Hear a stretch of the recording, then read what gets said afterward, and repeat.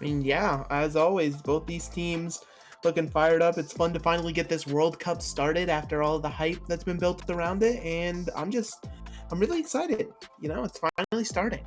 We've got the hot and cold teams going up first, the Todoroki match, I like to call it. We've got the APAC team, Asura, versus the Nordic team, Heimskautarefur. I told you wouldn't be able to pronounce it, but I tried. I mean, yeah, both of these teams, lots of veteran talent to the scene, as well as, a new face here and there. Marlon making a name for themselves at the last sub-tourney. And that's just another interesting part about stuff like World Cup, right? Because it brings together people that you never really would think to see play together. So now you're seeing, like, just both of these teams. You have stars like Rorschach, Marlon, Joshin, Aihishi, Paul, just all in the lobby, just star-studded across both teams. I also like to see, like, World Cup, it brings people together, and it also gets to allow these players a chance to battle it out, like, for their home ethnicities or even home countries. Like, all these people from, like, the APAC region versus the Nordic region representing where they come from. I think that's a great thing to do and an awesome add-on for BPL. So I am very intrigued how each team's gonna go, because as you did mention, Megalos, there are definitely lots of veteran players on these squads. So which squad do you think is gonna take it, though? I mean, it's honestly, I really can't tell going straight into it. I mean, there's talent across both these teams. I think it's going to come down to kind of where these teams found their bread and butter. Because, like, for example, if we go back to the last sub-tourney, right, the star between both these teams would 100% be Marlon, right, on that hit scan. But since sub-tourney happened, we've had a very large hit scan nerf come into the game, so potentially not as impactful. We know the Josh and Farah is good. Can it be the prevailing factor?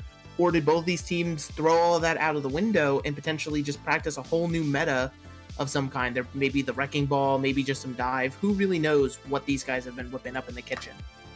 Well, I am very excited to see what creations they have made, because getting into it, I have high hopes, because both of these teams, they've had great roster reveals, they've had great branding videos, and I am highly, highly, highly excited for these two teams to battle it out. And just the aesthetic of the colors too, I pointed it out in the beginning, but like, beautiful.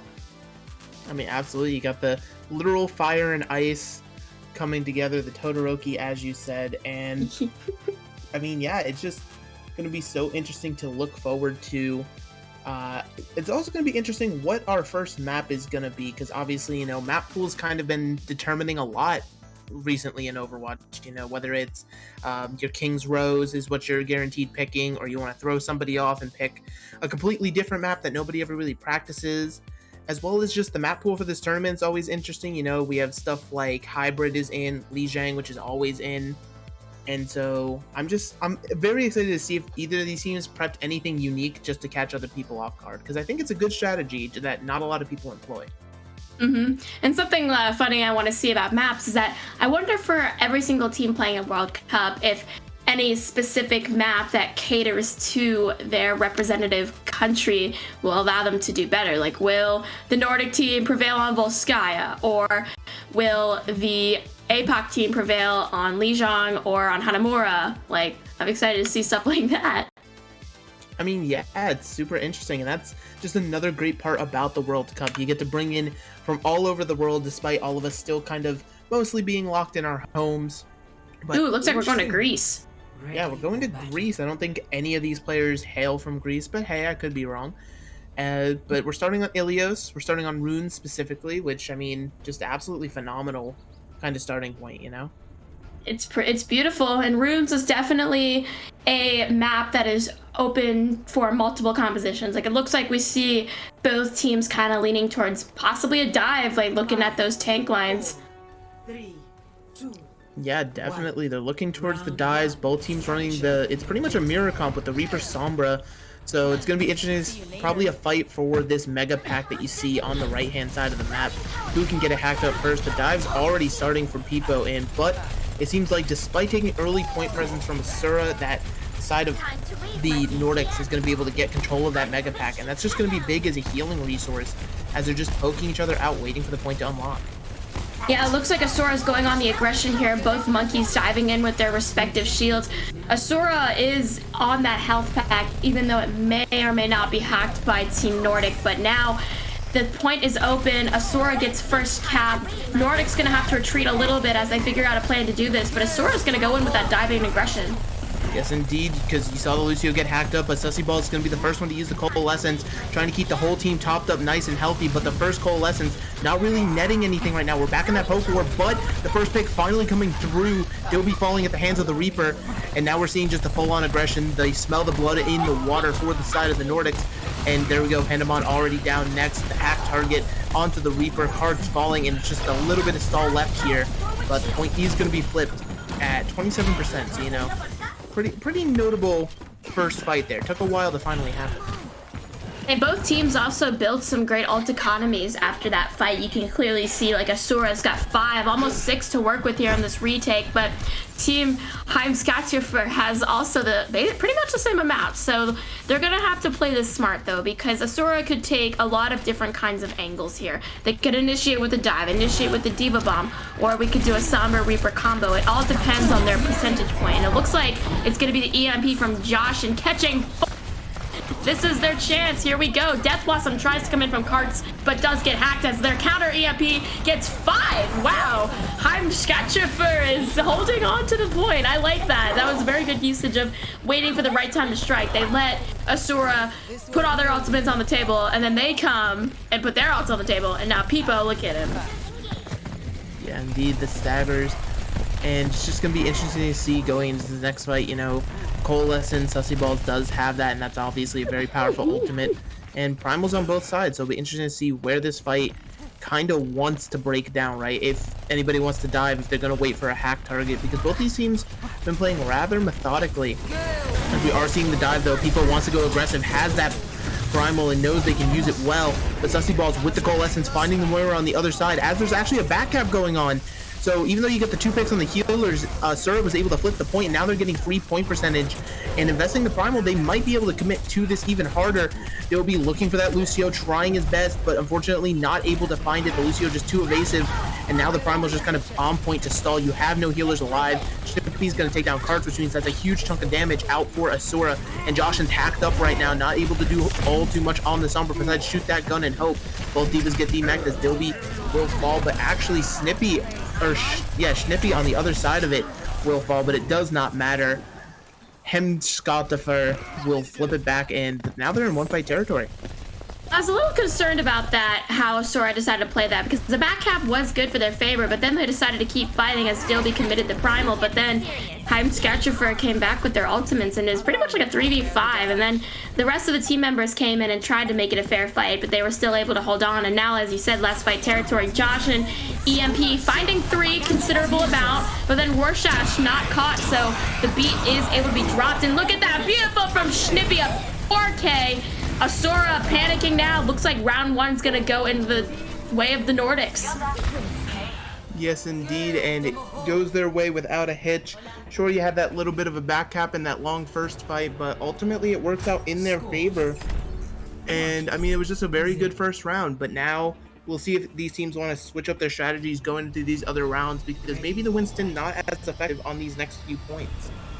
Here, now that we're in well, we might actually may see some sort of Josh and Far. It looks like it's going to be Echo for now, but we can still hope and dream. But something interesting, though, is that there's a lot more variation coming into this round in terms of the DPS and the tanks, because Zazlak is running Diva, whereas Ahigo is going to be doing Zarya, Karts on Tracer, Marlon on McCree. Everyone else is mirroring, though, but never mind. We got a Lucio.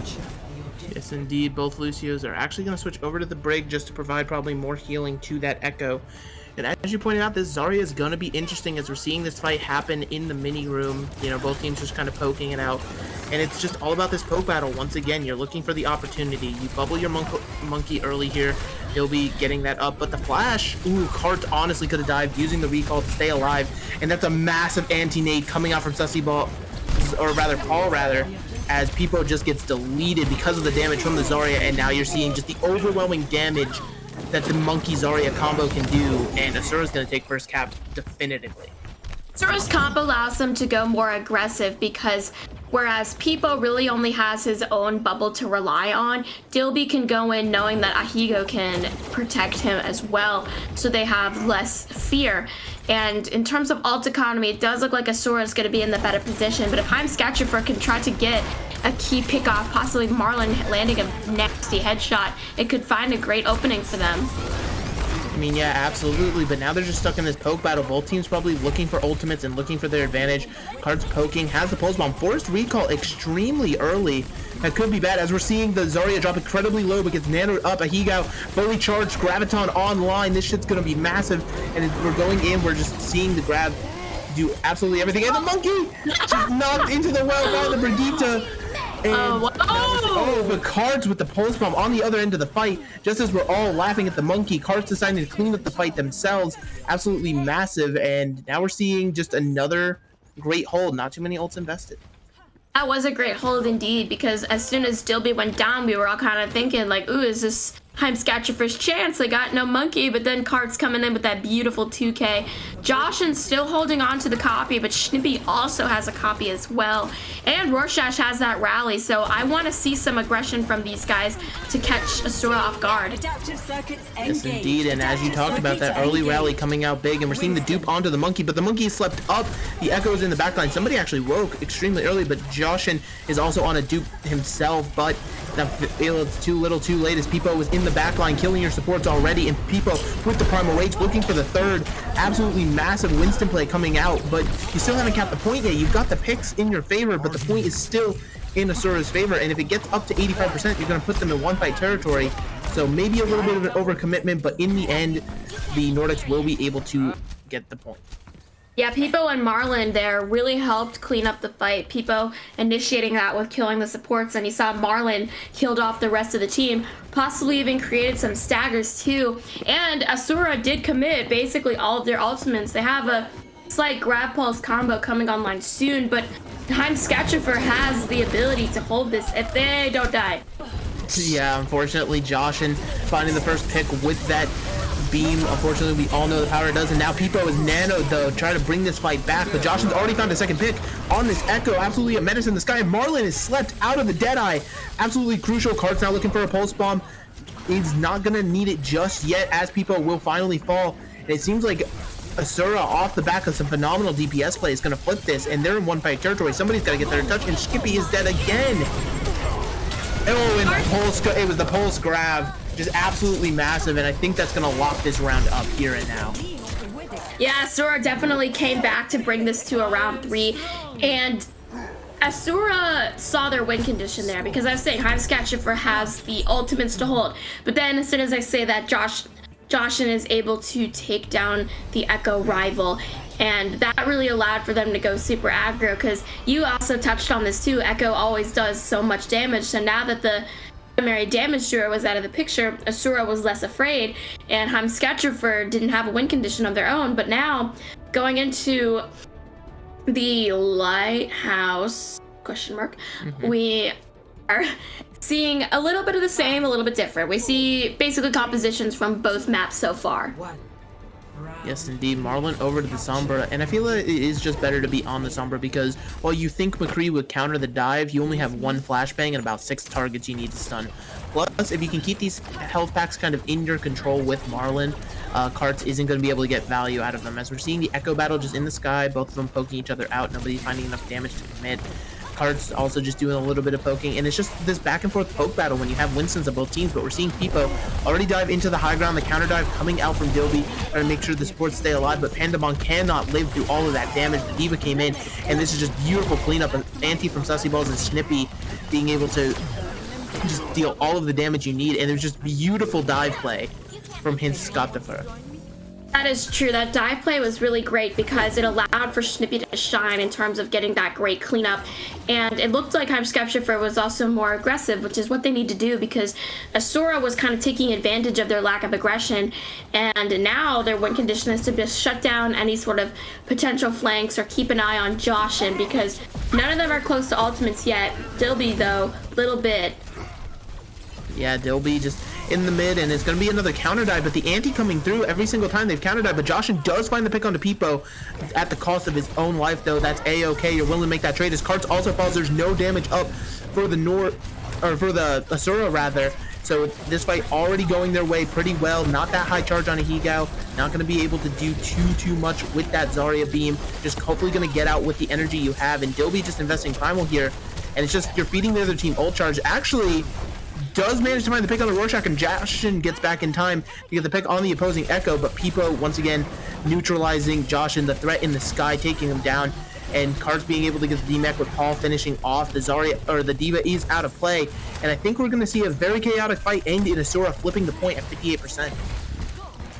Although that Heimskautarefur did lose the point, I think that they still had a good fight, because you saw that they didn't go crazy and overcommit ults to try to win, because it didn't look like they could. Like, Asura was already on the point, and there wasn't really much they could do because they were down members. So look at their ultimate economy now. They actually have stuff to come in and try to take this. Like, Marlon could go around the back, Snippy could copy and just go ham. But Ahigo does have that grab, so they're good. So when they do come in for the aggression, there it is. But an EMP finds 3. Yes, indeed, and it's going to be absolutely massive because you stopped Cards from getting the pulse bomb into the grab, so that EMP might have literally just saved it and given Heimskautarefur that win they need. And his Dupe Monkey just going crazy in the backlines, but Joshin does find that little exit kill onto the Ana, but it's not going to really matter as Joshin once again trading. I'm noticing that a lot so far. Joshin seems to get these trades, but it's always a guaranteed trade, pays for it right after with his own life. Yeah, that wasn't like anything we saw in round 2, the Josh and Echo, so it looks like Heimskautarefur is doing a better job now at shutting him down and making sure he doesn't do too much damage. Snippy falls first during this fight. It's last fight territory for Heimskautarefur, but that does not mean they need to overcommit, because they do still have time, especially since Joshin with that Dupe Monkey kills Rorschach. I don't know, it looks like it's flipping. I was going to say the monkey play there from Joshin was absolutely incredible. You know, you finally get the flip there. We know Joshin has practiced Monkey quite a bit in recently, mostly for sub-turning, but now just proving how much more valuable it is on the Echo here. And so the best part about that is you technically use Primal, but you still have your Primal, right? So going into this next fight, you're going to be looking for Dilby to kind of set the tempo. You can go in with a Nano Monkey and then Primal after, or you can just Nano somebody else, keep them alive, and just use the Primal. But we're seeing this fight kind of break out up here on high ground, as both teams just kind of poking each other out, waiting for their advantage. The Nano already invested. I don't actually see where it went. Possibly onto Dilby, and Dilby just had to retreat. Not really making a whole lot of sense. Zakalak gonna have to dedicate the bomb. Absolutely massive. Getting the remake. Both DPS are down for Asura. That's the starting point you need, but Marlon is traded out. Kind of unfortunate, and now you're having the D.Va contest the point to try to kill the monkey, because the monkey's just inside of Rorschach. Rorschach cannot live on the Brigitte, you know, the immortal finally falling, and Dilby's just now the final one here, it seems. But the DPS are back. Well, Joshin here, Joshin gets hacked up and killed, but Cards does kill people. It's oh, this grab pulse, it could be big.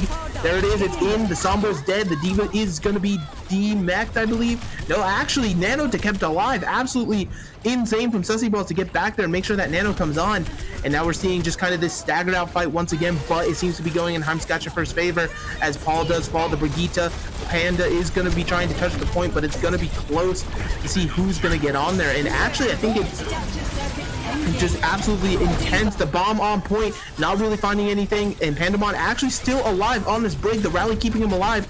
It's fine Sussy Balls, but finally falling at the end of the day. They'll be spinning to win on this wrecking ball, but I don't think it's enough.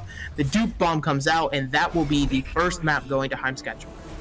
That was such a back and forth fight. It was just like the first point fight on Ilios. It took a while for like someone to cap and win, but Heimskautarefur at the end of the day does get it done, so count that one for the Nordics. But I liked what I saw from both teams though, because on different maps both of them showed strengths and weaknesses, which was pretty interesting, because that means that no one team is going to be perfectly one-sided. So as we continue into map 2, maybe even map 3, I expect a lot more action, because I don't think this is going to be an easy win for Heimskautarefur. I mean, absolutely not. And I think both these teams are playing just really well. You know, you're seeing them not over-aggress. They know exactly when to dive. Like we've saw so many times on that first first map, they were just kind of waiting for each other. They were willing to wait, poke each other out, wait for kind of that go button. And the go button in a lot of cases seemed to be the Sombra, you know, Heimskautarefur pulling out the Sombra on that last point, whereas cards on Asura stuck to the Tracer. And maybe that's the difference maker, you know, Sombra getting a hack is a lot more impactful than kind of risking your Tracer to get a one clip into somebody. So going forward, it's going to be interesting to see what strategies both these teams employ. I just got word in from Tim Week himself. So it's Heimskautarefur. So that's how you're supposed to pronounce it, I think. They're lucky that I'm pronouncing it even close, you know? Like, that is what I will say to that. But Heimskautarefur. You know, we will try. Well, and it seems... as I am in webcam space. But as you're saying the different strategies, I think there's a lot that each team can put on the table. But map 2, it looks like we may be going to Numbani. Interesting. Because we've seen Winston play in Numbani before. At least I have. But we've also seen a lot of different kinds of compositions too. So I'm very intrigued to see what they'll run. Maybe we will see the Pharah hero. Maybe we will see another dive style. I mean, yeah, and both of these teams kind of feel locked into the Winston. Granted, you know, you're not really looking to run a Rhine or a Ball on the map of Ilios, maybe Orisa on the well if you're looking for some holds, so not really getting to flex those main tank muscles just yet. Or maybe, you know, Winston's just kind of the meta right now. Most people feel comfortable on Winston, so there could be any number of reasons. But yeah, Numbani, it's actually interesting that a team finally picked Numbani, because, you know, when you think of those hybrid maps, you're thinking stuff like King's Row, Eichenwald, but I feel like Numbani is just enough of a curveball that you're going to be able to catch people off guard as long as you've prepped for it really, really well. Yeah, Numbani has always been one of my, like, least favorite maps, just because of how you said, like, it's not really the most conventional map when you think about hybrids. So I wonder why they picked it. I want to say someone picked it. We see Ash coming out now, and some subs. It looks like for Heimskautarefur, there's Zindix in now on the DPS, and for the side of Asura, we have Indra and Gold Dominator. I mean, yeah, these are both kind of subs that I almost expected, because you're going to want to lock yourself into a good hit scan. But this is the time where I want to see Marlon thrive. You know, this is the type of environment where a really solid hit scan player can just absolutely pop off, carry the game. And, you know, we've seen Marlon do that quite a many times before. So it'll be interesting to see if it's going to be done here again today, as both teams just kind of poking, taking high grounds, nothing really too crazy. Finally they actually just initial dive straight onto the high ground, and people just goes in, kills Indra, and then just leaves, decides, all right, my work here is done. And now the monkey's caught out straight in the Ashfire. There's nowhere for the monkey to go, having to run for his little life. And Dobie actually getting burned down so weak as they're diving back in. They know they're down a main healer. All they have is the break, but Zindix not able to get too aggressive. The Dynamite, he's just going to keep them zoned out, and it's just going to be back to that poke war.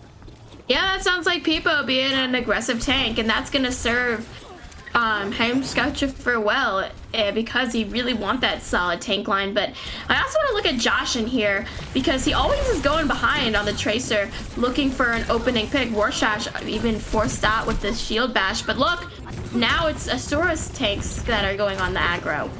Yes, indeed, they aggressed in with that Zarya bubble, doing exactly what you needed to. This fight already kind of half over, as we're seeing one tick give over to Asura, and it seems like there's going to have to be a recontest at the very last second, or they're just going to give up point A entirely, and that's kind of the downside to Numbani compared to other maps. You know, like something like King's Row, you can kind of hide and give yourself a little bit of time, but once you lose one tick on Numbani, it kind of already feels burned. You have to go to the next one. Yeah, that is true. The way of the layout of the map, it's like as soon as the attacking team has their presence on there, it's virtually impossible for you guys to touch because of the long spawns. And now here's the faded Numbani second. I think we've all known that Numbani second usually tends to fly by in the blink of an eye, especially you see now ultimates are popping up left and right, but Asura is committing a lot here to get this point continuing on the road. But at the same time, Heimskautarefur is also putting in some work.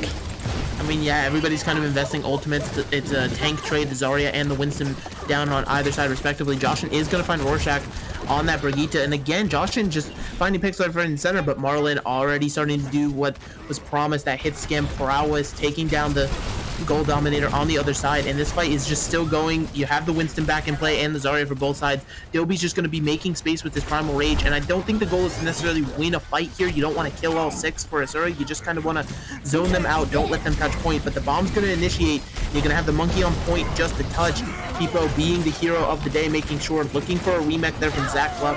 Not going to be enough, and Zindix actually going to go down. Gold Dominator managed to get back in the fight, but now we're seeing the dive come in once again. Dilby not really having a nano or a bubble or anything to his name, just going in for the sake of going in. Zach Black, he's gonna fall, is out of the mech, but Pipo finding Pandemon. Pandemon just cannot stay alive in these fights, whether it's Joshin or Joshin or Dilby rather, just finding them left, right, and center.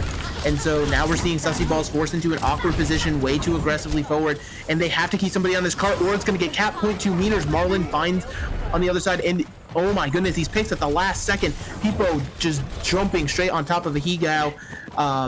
And that's going to be the fight, but they got to keep somebody on that cart. It's 0.2 meters. It's interesting to see what Asura is trying to do, because I basically, throughout that fight, I've determined that Joshin always goes around the back, trying to distract the Heimskautarefur to make sure that Asura has an opening. But I think that Heimskautarefur is doing a good job at actually shutting that down, and so they have to rely on just aggression here without splitting up the team, and they're gonna commit their ults because now it's like plan B, like we're close, so if we just ult rush it, we'll win. And Heimskautarefur is trying to hold on still. Their support ults are very close, but Zindix in the back line. Yes, indeed, Zindix in the backline actually might fall here very, very low, but the point's going to get pushed in. There was just too much damage from the Zarya on cart. You were looking at too many, the fight was way too spread, and the Zarya was able to just keep constant point pressure with both the damage and just existing, right? That's 400 HP, and the nano actually wasted on Pipo here, just gonna go to waste.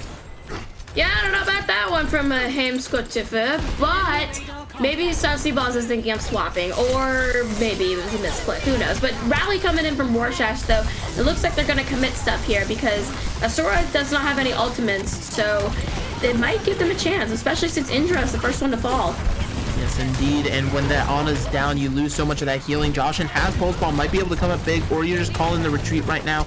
No need to fight this if you are Asura, but you're going to find these stagger picks. Pandemon going down, and yeah, so it's just sounding the retreat. You knew your healers were down, and it's honestly very big. You got everybody out there, especially your Zarya. You're keeping that high charge constant. I think that Heimskautarefur has a good time bank to work with too, because they didn't cap it with like 4 minutes to go. Like Asura only capped it with like probably like 3:30 is my guess. But Pipo up on the high ground monkey. Okay, homage to the sub-tourney 4 winners, high ground rhinos. I like it. Yes, indeed, and into the backline, you saw people just sit on top of Indra, but the Zaryas are traded out, so it's going to be that 5v5 fight still. You're trying to boot the Zarya away, stop the damage from coming in from it, and you're able to get back to your team, but people burned down once again by that Zarya.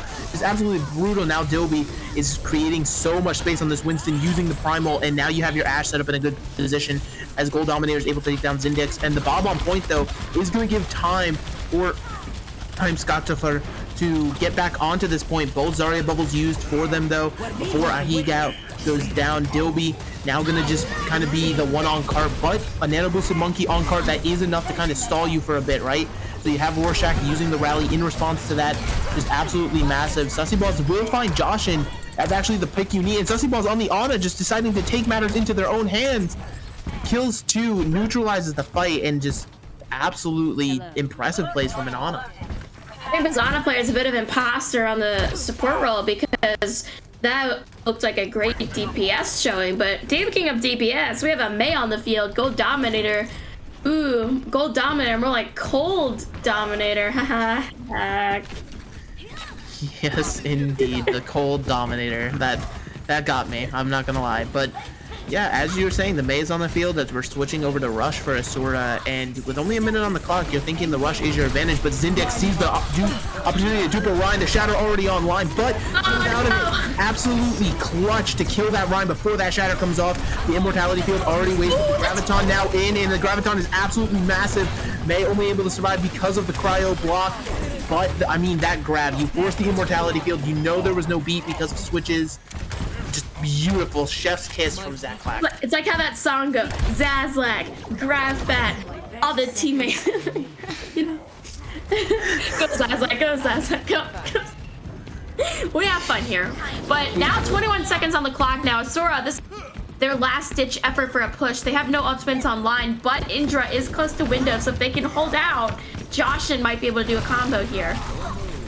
Yes, indeed, and that window builds quickly. That's kind of why you see the BAP swap with only a minute to go. Peepo, again, just a menace on this high ground. Joshin or somebody has to stop Peepo from being in your backline 24/7. And now we're seeing overtime finally start as the window does come out, keeping everybody alive.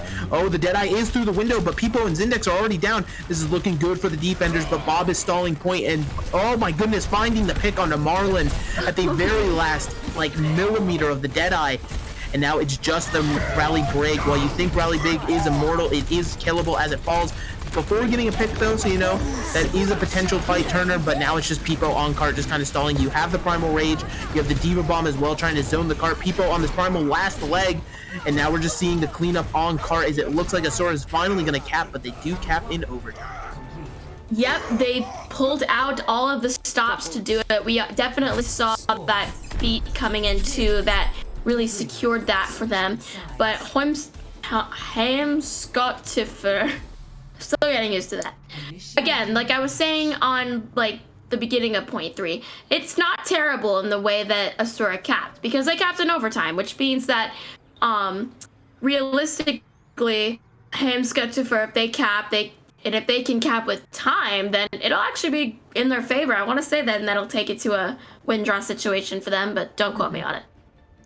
Yeah, and I mean, that's also kind of the risk you run with Numbani, right? Because it's not a map you see completed every single time it's played. You know, there is that potential to get stopped.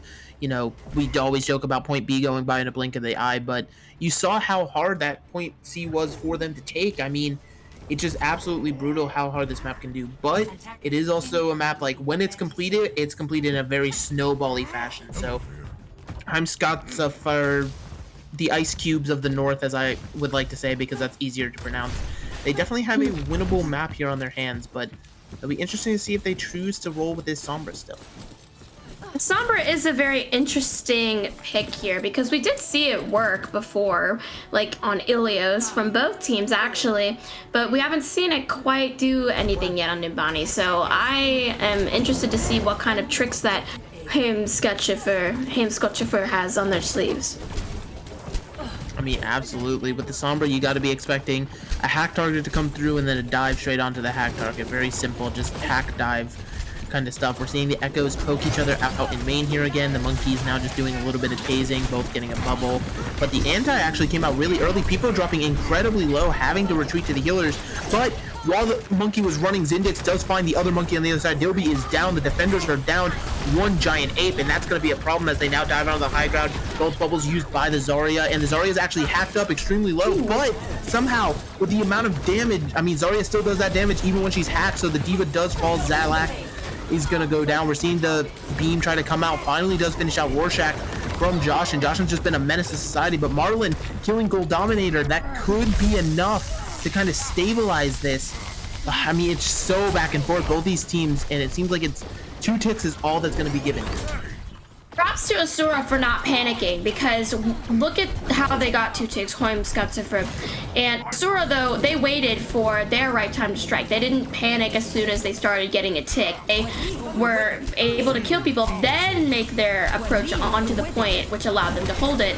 But now a new nanoed Peepo coming in might spell out trouble. Yes, indeed. Oh, and he kills the rally. Absolutely massive. Pandemon trying to live, and it just wasn't enough. But Josh on the other side trying to turn this one back single-handedly with the Primal combined with the grab. And he just might do it. The Primal. And now you're going to be back to Echo. It means you have your sticky bombs. You have your focusing beam online. And I mean, that was all but lost. And then the Graviton combined with the duped monkey. I mean, Joshin is a hero right now, playing out of his mind. Yeah, that definitely was an unbelievable hold because that looked so winnable for Heimskautarefur. But like you said, their ultimate combo just worked out so well. But still 2 ticks on the board for Heimskautarefur. So they can take their time on this a little bit. They just have to find the right ways to kill. And Zindex does fall first, so they might need to wait a little bit more. I mean, and that's just another issue, right? You're seeing these DPS get picked off. Like, you have ultimates, right? So the question is, how do you want to initiate if you're Heimskautarefur? Like, do you want to set up an EMP, which it seems like Marlon's actually... Oh, but Marlon gets found by just the random Zarya beaming. That's tragic. And so now we're just kind of seeing everyone in main just kind of grouped up together. You're seeing the monkey go high ground. Okay, I thought it was going to be the hack there, straight onto the Zarya solo EMP, but the bomb actually to zone out the Ashe potentially. Oh, it just misses, but it catches Indra. The Ana is down, out for the count, and these 2 picks that have already come through, absolutely massive. And now we're seeing just the rally on point, doing everything it can. We're seeing the picks finally come through, and it's going to be the first point taken.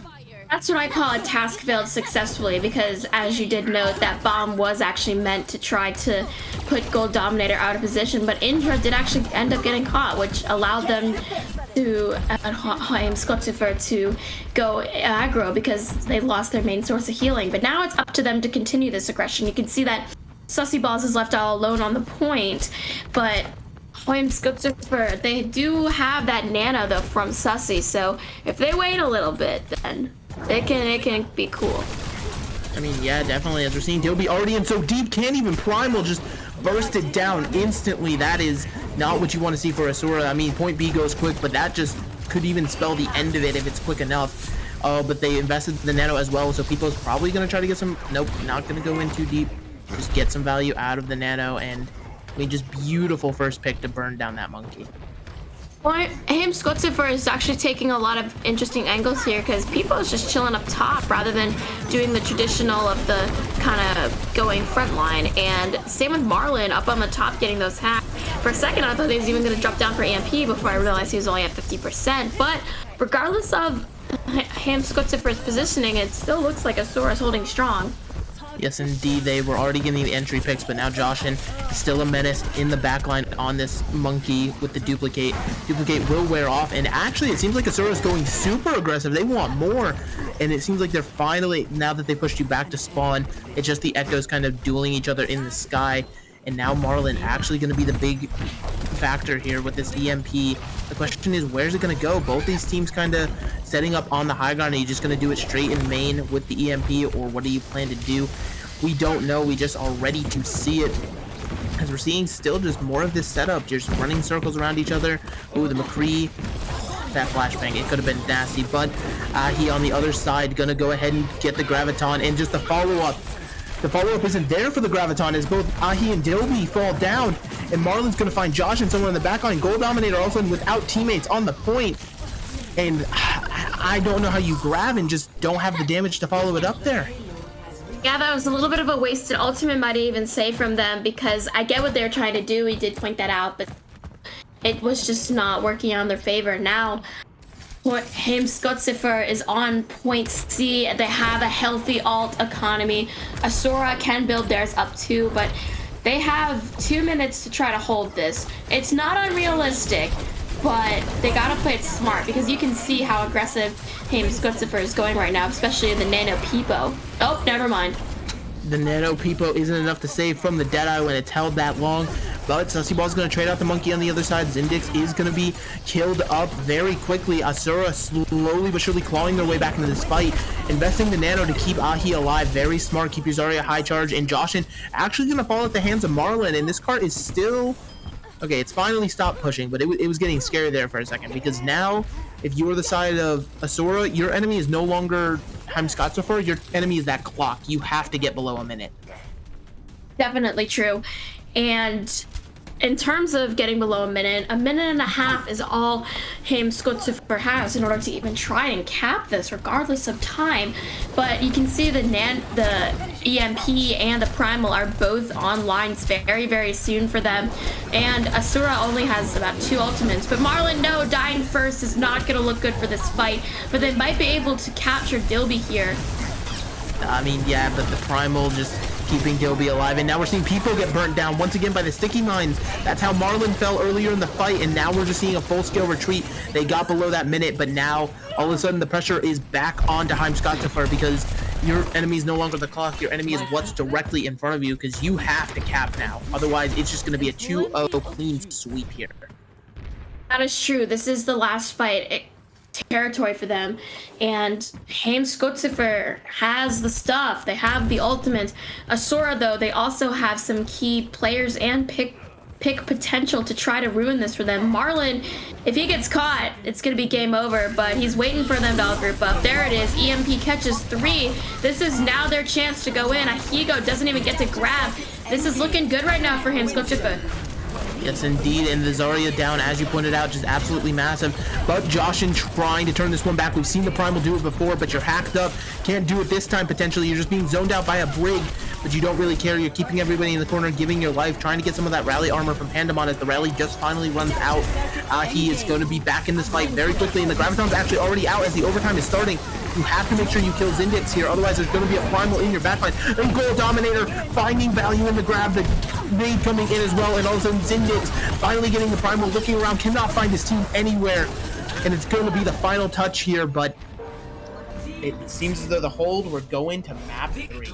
Alrighty, I told you guys this was gonna be a spicy match, and these teams are delivering. Asura was able to stop Heimskautarefur in their tracks, and like we always been saying, we're going to another country in the BPL World Cup. I mean, yeah, absolutely.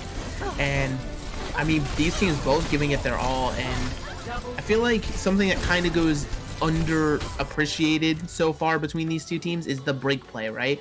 Both of these Brigs have been popping really well-timed rallies. They're providing armor that's keeping people in the fight way longer than they have any reason to. So I feel like moving forward, maybe that's the angle you try to look at, because it's hard to make these adjustments mid-match, right? But if you can find a weakness like that, like, hey, if we can keep punishing the Brig, we have a huge advantage. Like, you kind of have to be able to adapt on the fly for something like that. Definitely. Each team has their respective win conditions, but they can also find a common theme. Like you said, maybe going after the Brigida or trying to find a way to sneak behind enemy lines. And in map 3, it's going to be very interesting to see where we're going to go, because it could be very well that one team might have an advantage over another in terms of composition, or they could be both evenly matched. So I'm interested to see where we're going to be going, and we'll let you know as soon as they decide as well. I mean, yeah, and that's the biggest thing, right? Because we saw that was Asura's map pick. They were able to win it out in the end. It was, you know, maybe not the cleanest map win you would ever want in the world, but still, you just had that home field advantage. And once again, I feel as though you were actually given like a curse instead of what their team name is supposed to be pronounced like. You were just given some sort of ancient spell to say, and it's just taking over. Boop, map 3. It looks like it's loading, unlike my webcam. You know what? We're going to Havana. We're going to Cuba. Love Cuba. Great food. Great food, indeed. And Havana, I mean, well, it's going to be interesting to see who stays in, who stays out, right? Because I feel like Goal Dominator is your hit scan player that you saw for Asura, right? So the question is, do you stay in because it's obviously Havana, or, you know, do we finally see more of those Ryan compositions like the rush, the close hold?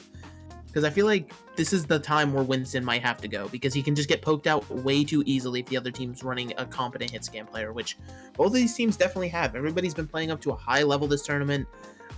You know, even people like, you know, Joshin, you know, people have always thought of him as good, but he's kind of been on that like borderline of good, bad, and he's been playing out of his mind this series so far. That is very true.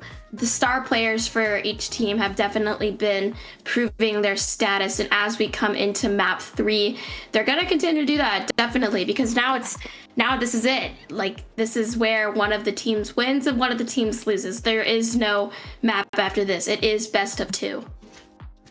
Yeah, and that's always kind of the scary thing about best of two is you don't really know what exactly is going to be the best like options for you, right? Because you're only guaranteed two maps, so it's a lot more pressure on the line than something that's like a first to three, right? Because you can drop two maps and kind of start to figure stuff out and stage a reverse sweep. But it's just going to be all about what these teams kind of still have in the tank, any substitutions that they may have, anybody feeling more comfortable, warmed up, who knows.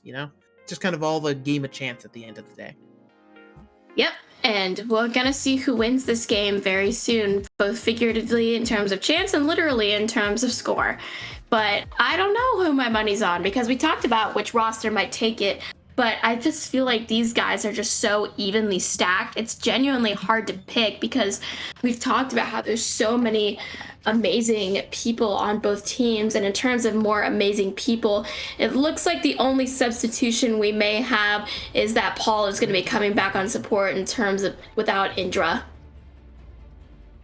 Yeah, indeed. So it's going to be interesting to say. And, I think it's actually really nice that both these teams are so evenly matched because we don't have the chance to cast or cursed it for one team or the other. They can truly say that it was a fair playing ground because we haven't really shown support one way or another. And, speaking of support, we're seeing the switch up on supports as we are having a pause because apparently kill cams were on the entire time and nobody noticed.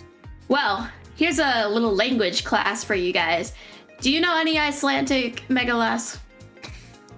This is where this is going. For the sake of the bit, no, I do not know any. Would you like to tell me if you know any, MFG? I kind of know one phrase from Total Drama Redonkulous Race because they had to go to Iceland and they had to say, please give me my next travel tip at Icelandic. So this is what I remember. It's probably wrong a little bit, but it's like, Vin samagast give mermino travel au bending. So if that's correct, then I can say I know Icelandic. But in terms of languages that we know, I think that I might say that I, obviously other than English, I think I might know Spanish the best because I take that in school. And we're in a Spanish-speaking country. We got Havana, Cuba. So, muy bien. Yes, indeed. And, just to keep it balanced out, on the Asura side, you can always just say something like Annyeong aseyo or something like that. That way, you know a little bit of language from around the world. And it's always nice to learn these little things because I think Heimskautarefur, they would like to punch their travel ticket straight to the next round in the upper bracket. But, Asura is not making it easy. And interestingly, on the side of Heimskautarefur, in the chat, they are saying that the reason that they lost Numbani was they did not watch Amaranth beforehand. So, that's definitely a motive. The pools, hot tubs, and other things streamer. Oh, wow, look at that Paul right off the bat, destroyed by Zindex. Beautiful headshot. This gives Asura, they have to wait now because they can't go in without basically their main healer. I mean, yeah, that's kind of the issue with losing Baptiste, but even dead, still starting to build up that ult already at 13-14%, and it looks like they're trying to set up a TP somewhere. They probably want to get underneath this double shield comp. The question is, where do they want to go? No, they just want to TP straight into them. This is going to be a very interesting fight that occurs on the high ground, and Sussy Ball's caught on the wrong side of it, absolutely just ran over by a Reinhardt. Cart is going to find Peepo in that as well, and it's just going to be these stagger picks coming out. Marlon finding the one pick, but unfortunately one pick on Widowmaker is not enough. But luckily this isn't a ranked game, so no one's going to yell at you to swap already. This is a very creative strategy coming out from Asura because you don't normally see Sim on Havana, and when you do see Sim on Havana, you don't normally see it in that kind of context. They just rush to the top, and clearly the members of Heimskautarefur were not prepared for this. Both Sussy Balls and that Orisa fell first, and I don't even think they're going to have an opportunity to touch. They're going to try, though. Yes, indeed, but it's hard to touch when Kart's already picking off your Zenyatta, and Ahi gonna go ahead and do the same to Zalak. And it's just gonna be another cleanup fight here, and this is just kind of the more value you're getting out of Sim, right? Because you're just seeing the TPs and moving the immobile Reinhardt as they're just pushing up so aggressively and so quick. I also want to point out, though, or rather question, Heimskautarefur's choice of the heals, because Brigitte and Zenyatta are commonly used among support players to help the team with more damage, and there's usually just one with the other main healer, so I'm interested to see why they choose to run this composition, because Brig Zen doesn't seem to be producing as much healing as they need, because Asura, with kind of like a rush-esque bit, they're able to dominate. But now it's their turn to dominate. Zindix does find Paul a great opener for them to work off of. Absolutely, as we're seeing the fight break out, Zindix actually going to commit the dragon, and it's going to take down Joshin, as well as the final hit onto Pandemon there. I mean, that dragon just opened that fight wide open. He trying to run, but 8 HP is not enough for a Sigma to live. And yeah, I mean, it's kind of, you have to start thinking about what Heimskautarefur wants to do with their comp, and it seems like they're wanting to poke. That's why you're running the Zen, would be my best guess. Possibly, but Zindix is doing a great job at helping Heimskautarefur look promising despite the questionable healer comp. But Asura, in terms of promising, look at that 6 ults on the table. This could be devastating for Heimskautarefur, but I think that they have an idea of who does and who doesn't have their ult yet.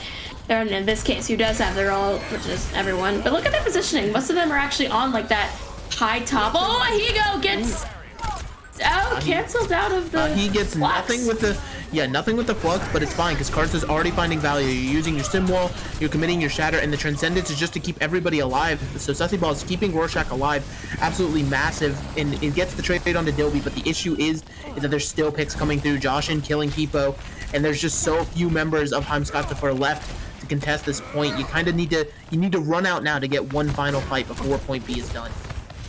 Yeah, I really appreciated their effort there, because it did look a little bit promising in the beginning. I mean, Zindix, look, Pandemonium's down. So if the rest of Heimskautarefur can get to the point now, they have a chance because they're down a healer. And whenever you're down a healer, even if it is a Lucio, you're not going to win. Rorschach even committing the rally. It looks like Heimskautarefur really wants this. Yes, indeed, they're going in. I mean, Zindix, before dying, uses the dragon, able to pick off the counterpart in the other Hanzo, but the beat comes out from Pandemon. Absolutely massive. Marlon is going to be able to get the one clip down onto Josh and falling over, and Marlon now kind of having to be the hero because you need some picks to come through. The entirety of Asura is back on this point. You're worried about it. You're worried about the window, the flux coming out. Ahi only finding the Zenyatta, but the Zenyatta may be all that you need, but it's actually just not enough, as Heimskautarefur, off the back of some phenomenal DPS play, as well as Rorschach on the Brig, able to hold, and now just starting to dip under 2 minutes on the clock. When it's those type of brawly comps, definitely Heimskautarefur's lineup really shines, and it looks like also Asura used a lot of ultimates there, and now there's some changes because it's Joshin's turn to try out the Mei, which I like that, because whenever a team is not really doing okay, they always switch to Mei as the last effort, and I love Mei, so seeing that kind of gameplay warms my heart. Yes, indeed. It warms your heart as Mei chills the battlefield. But now we're seeing that the Immortality Field from Paul already got used. Marlon was able to take it down, and now the Minefield just zoning out this rotation. And Zindix does find cards. I mean, this Hanzo just getting pick after pick, and the Dragon, just the cherry on top of the cake. You know, maybe a little bit of an overinvestment, but I think of it as a little firework flare on top of a phenomenal team. Did commit a considerable amount of ults there, as you did know, but it was a very good team fight. Zindix has been performing so beautifully on the Hanzo ever since he got that beginning headshot onto Paul. And speaking of Paul, the window is up for him and the rest of Asura. A minute left. It's looking last fight territory for them, but Heimskautarefur's got to play this smart as well. Wait for Paul to use the window until they can actually strike. Yeah, and they're doing just that. They're zoning out the window. Nobody's really peeking it. The window finally ends and Pipo slams in. No real punishment. Oh, but as I say that, the shatter just to take Pipo out of it, and their attempted Zenyatta trans block from Sussy just not working. Rorschach frozen up and taken down. The Brig finally out of the fight, and that means only the Zenyatta healing, but the Dragon can't find any value, and it does not seem. It seems to have shot too low, straight into the floor. The beat from Pandemon keeping everybody alive except for themselves. Pandemon does fall, and Zindix kills Josh, and this fight is not over just yet. It's just the Reinhardt trying to stagger themselves out on cart. They're burning so much time. The Diva's forced to use bomb. Ahi's so low, but actually able to get the pick onto the Tracer. Marlon is down. The Kree is just fanning the hammer in the backline, trying to find something, and Zindix just once again on this Hanzo, getting all of the picks that everybody needs. And now we're seeing the overtime wick start to burn. The Diva having to be the one to touch, and we're seeing the bomb also to attempt to zone. Look at that, the bomb straight up on high ground to try to catch Pandemon. It's cleverly hiding from it. And now the Blizzard to zone out Cart, but Marlon and Zindix already got 2 picks. The Diva and Vap are down. There goes the Wrecking Ball. All you have left is a Lucio. What is going to be your win condition? and it's just Tracer now, the only one left touching cart with a Rorschach rally, and that's a phenomenal hold from Heimskautarefur. DPS putting in the work. Beautiful showing from Marlon and Zindix there. Marlon getting those crucial cleanup kills to end it at point 1.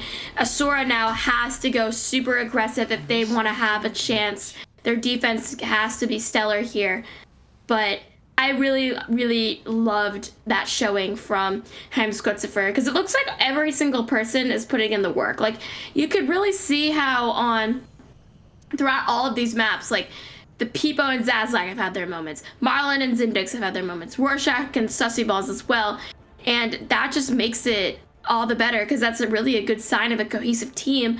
But on the flip side, you look, and Asura, though, also has great win conditions for them as well. You've seen them get those great pickoffs, try all of those different strategies to get behind the team.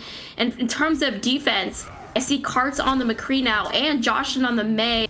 It looks like they're going to try their best to either stun out some snipers who might be going around or wall off some tanks that might be going too aggressive. I mean, yeah, it also could just be that close hold where you hide right here and you peek out at the last second. But that defense was truly just so impressive when you think about it from Heimskautarefur, considering how quickly they got rolled on point A. I mean, we were in point B for so long, and they were able to just whittle down the time bank with just some impressive switches and adapting. And yep, it's going to be the spawn hold here. As we're seeing both teams already meeting outside the spawn doors, nobody really willing to peek, making sure nobody's getting picked off, which is really nice. It's kind of what you want from your attackers. The question is, where is this Widow going to find a pick? There's 2 shields in your face, and maybe just Widow is not what you want to start here because you know they're outside your spawn door now. Your spawn is right there. You have the opportunity to switch, and Marlon seems to be... Nope, well, Marlon actually staying, and it's going to be Zindix now trying to break down some of these shields. Oh, but the Diva Mech does fall. Sussy Balls is going to go down as well, and this spawn hold is just going to continue. Peepo at the back line, though, he's there, and I think that Cards may have seen him out of the blink of the eye, but this is a good idea because people can distract them now so the rest of Heimskautarefur can try to get out there, and at the same time, people can also build up the mines, so even if it does take a little bit more, because I'm always iffy about close holds because once the team falls, it takes even longer for them to get back, and by that time, the attacking team would have gotten a considerable amount of point presence, but it doesn't seem to be looking that way for Heimskautarefur, though. I mean, yeah, they're doing the spawn hold perfectly because you're whittling time off the bank. Like, you know you're not going to win this way. So the reason you're spawn holding is just to burn the clock, which is obviously a valid strategy. And, you know, there's a little counter to this as long as you play it right called Bastion, which would be phenomenal. We're seeing Rorschach now have to go over to the VAP potentially just to give an immortality field, but Marlon picked up by the Flux and taken down is the only one outside of the spawn room. And look at this, they can't leave their spawn. They're switching. Heimskautarefur, they're starting to seem frazzled. They don't really know, but, you know, in the time of need, Zindix finding the first pick, and once one pick comes through, that's all you really need. The spawn hold will start to deteriorate on its own unless they just continue to get held here. And Paul on this Baptiste is absolutely murdering Marlon, going down. The Orisa already falling in that fight to the Reinhardt and the Diva D-Mech. Zindix getting that early pick just wasn't enough, it seems, as we're seeing the Fire Strike now get chucked in, and it's just going to be another potential reset as Carts probably will be able to get back before this next fight can start. These people, their composition, Asura's composition is actually perfect for a close hold because whenever someone tries to walk out, May can separate, Kree can stun, Sig can rock, and the supports are so great for this too because they can just get out of the line of fire for speed if there's a dragon, or if there's an ultimate that comes out, oh, just slam for a bomb, just like they're doing now. And Joshin's Blizzard just trapping them here as the time whittles down. Marlon and Zindix do find some picks here. Finally, Sussy Balls contributing too. This is it now. This is where they get to break free from spawn jail. I don't even know how that happened though. They were so focused. Asura was so focused on the horse, the Orisa on Peepo.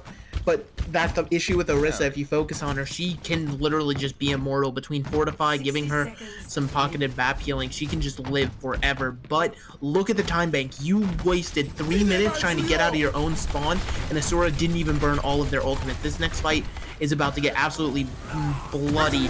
As we're seeing the high ground take from Asura here, they're doing everything they can. The beat drop, actually.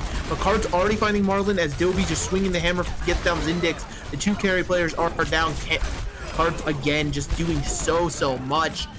And now we're in final fight territory, and Heimskautarefur, they're on their last leg. They need to find something here and now, as they're just, oh, this stagger.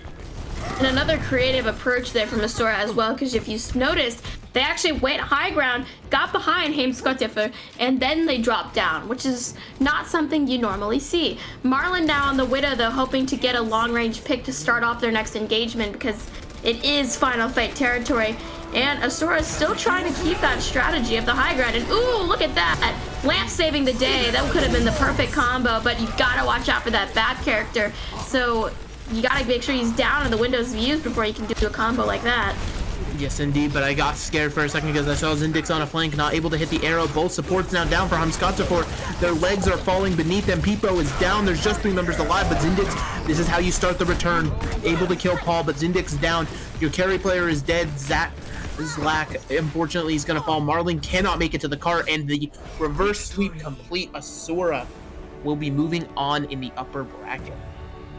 That was a very beautiful ending to that, though. Asura, with their strategies, just dropping down and shutting down Heimskautarefur's attempt. But both teams, though, they made this close. We have to admit it. I mean, look at the score, 1-2. It's not 0-2, but I enjoyed it a lot. This was a great first match to commemorate BPL World Cup, because it proves to everybody watching that no matter where in the world you're from, you can play good Overwatch. I mean, yeah, absolutely.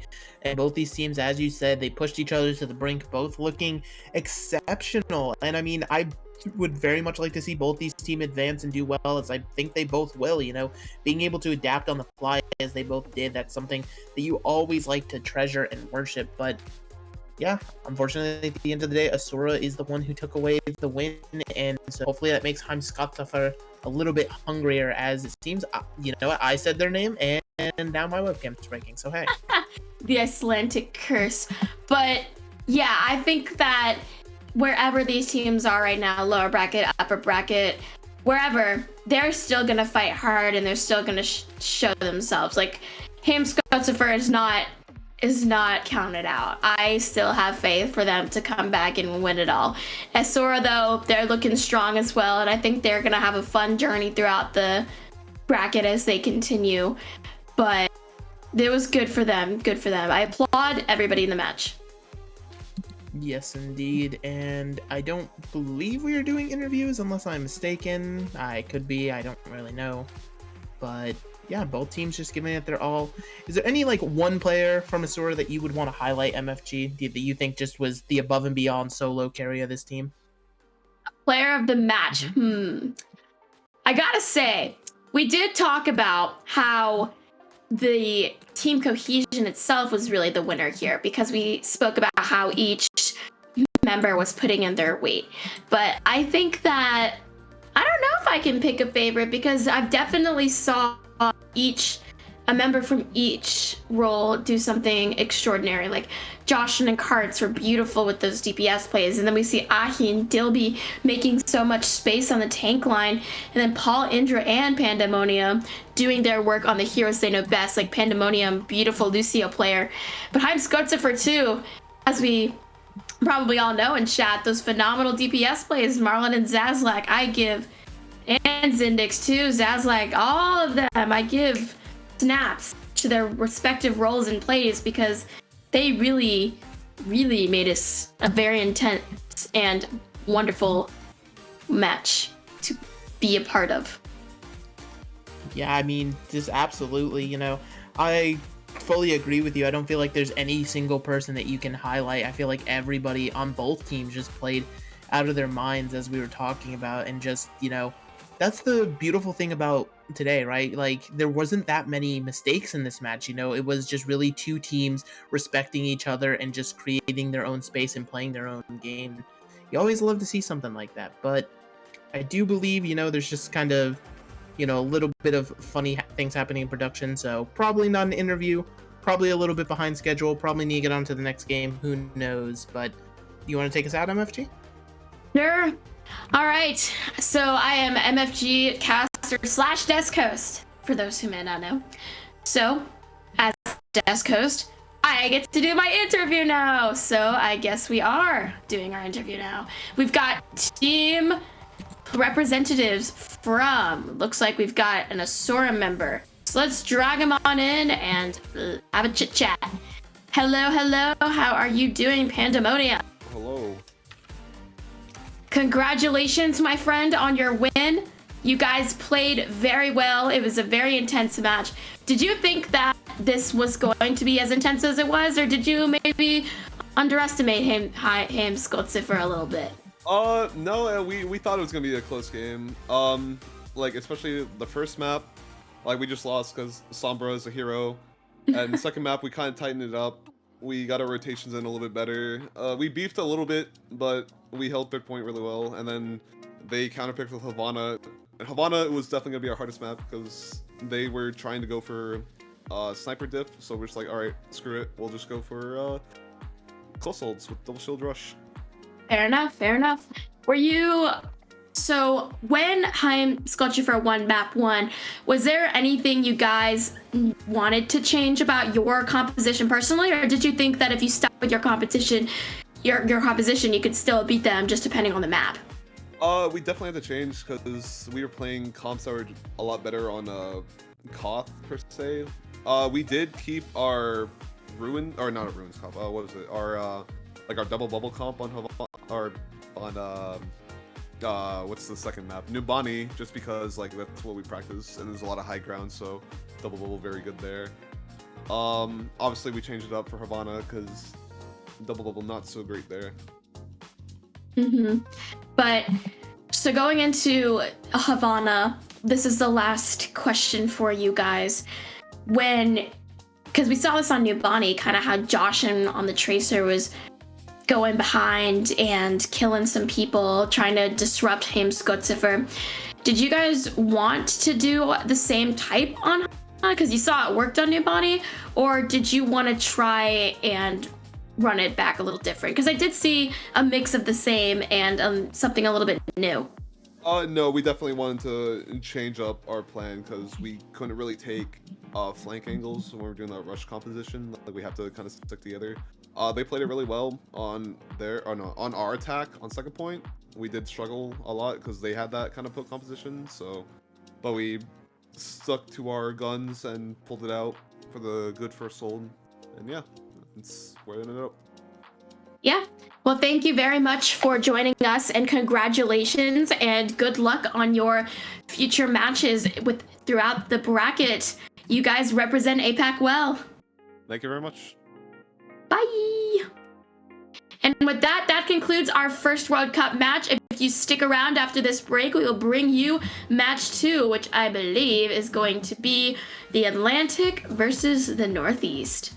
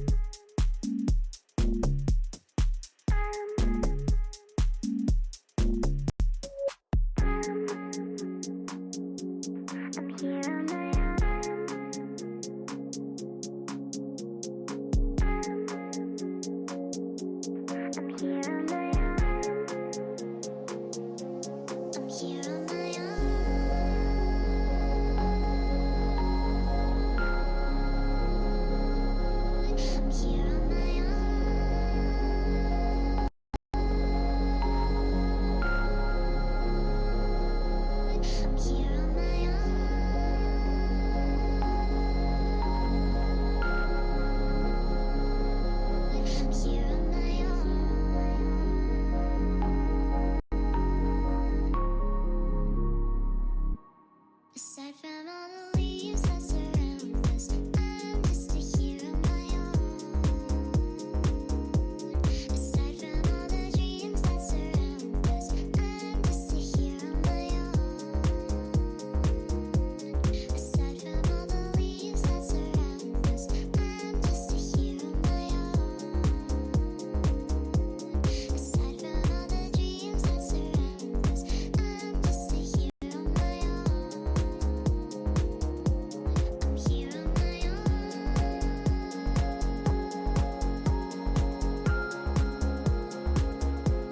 I'm hero of my own.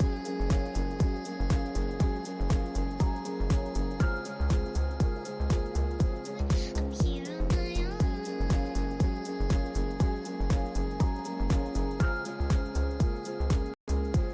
I'm hero of my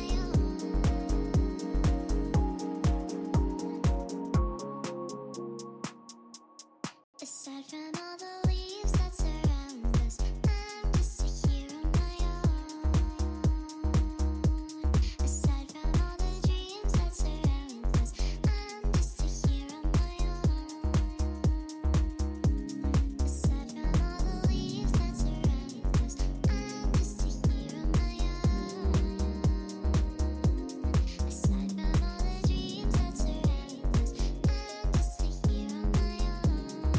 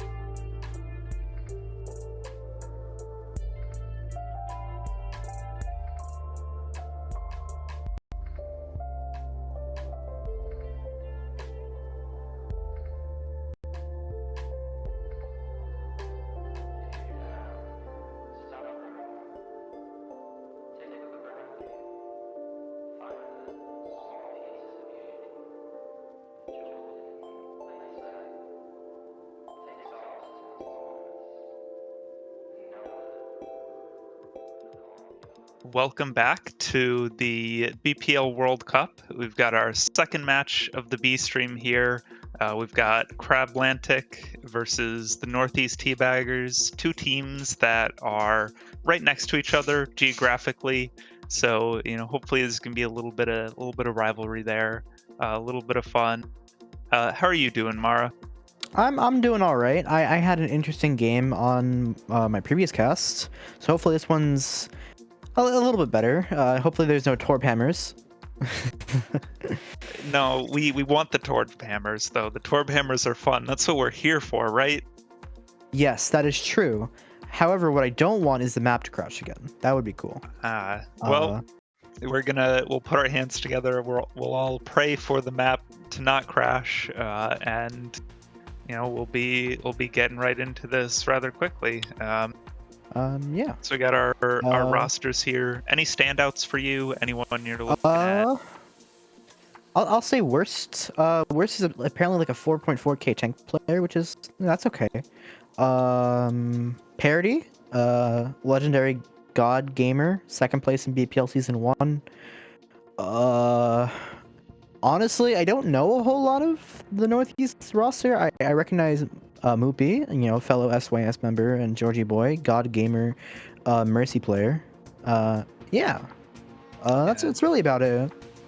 Yep. So these are both looking like rosters with like one or two high-level GM players, and the rest filled out by sort of like the Diamond Masters players, like we've seen from, I think Korn was similar to that. So not really projected to be world beaters, but they could very well show up in a big way, and they do look pretty evenly matched for this game. So hopefully that'll make it something really exciting to watch. Starting out on Nepal here, we're gaming. We're already getting into our first map here. And especially on this map, you tend to see a little more wild comps. Hopefully we'll see like a ball, monkey, maybe not rush, but Northeast looking like they do want to go with the rush. Donkon Torbjorn, that's something that I'm very excited to see. Crablantic playing a more standard 6-man dive type of composition, while Northeast is playing out what I can only assume is not actually Torb Rush, but anything's possible. Honestly, the Torb wouldn't even be that terrible. Into the comp that Crablantic is playing, like the 6-man rush, it doesn't function all that well against like an actual rush comp that can just sit there, that's happy to have the team into them, especially with the Torb. Like Torb just can lay down so much sustained damage. Alright, Jimmy Blanca has perished to the Torb left click. Yep. That's not a great start here for the side of Crablantic. They're kind of just walking into them and they're all dying. There wasn't a whole lot to say, really. Yeah, like I said, the Rush team wants to get on top of the entirety of Crablantic, and Crablantic is going to right into them, give them exactly what they want. So I think for Crablantic, they might want to go back to the drawing board and switch up the comp, but it's not looking like that's what they're doing. So I'm suspecting that we're going to see a big shatter coming here soon, and there it is, lays them all down. No shield to block Majin K there, just a clean like 5-man, I believe it was. Double fire strike kill as well. You love to see that from a Reinhardt. Also, almost halfway to another shatter, by the way. Just like to point that one out. Yeah, just did so much damage off the back of that shatter that got halfway to the next one. So Northeast Teabaggers really doing a good job. They didn't have to use a lot of ults there to get what they want, but Parody in the back line might be able to get something done. Takes down the Torb turret and lets the rest of the team engage free of that.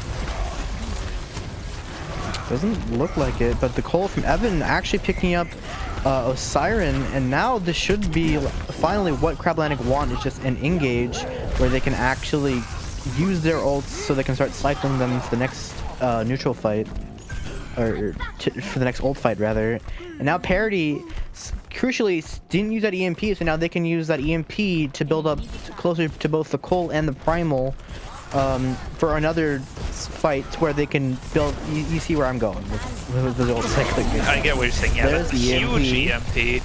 The gag responds in kind, but it doesn't catch enough of them.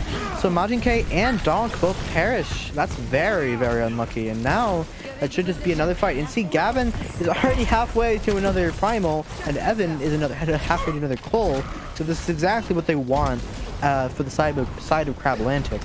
Yeah, absolutely. They just used one ult, they charged up a lot of the rest of them. This was the perfect fight for Crablantic, and now they're going to be able to take the fight to Northeast, but Northeast has 5 ults, so it's going to be a lot to push through to make this fight work. A lot of ults come in from the side of Northeast, but not a lot really gained here. The Cole is used, but actually the Torb come from Donk seems to have actually done a lot here. Maybe not. I don't think it was enough. This fight's been very back and forth, but I think Crablantic has barely eked it out with having more ults to use at the end there. And now Northeast is finally making a swap from Donk onto the Torb to the Reaper, which I definitely think could work better if they're playing as aggressively as they currently are.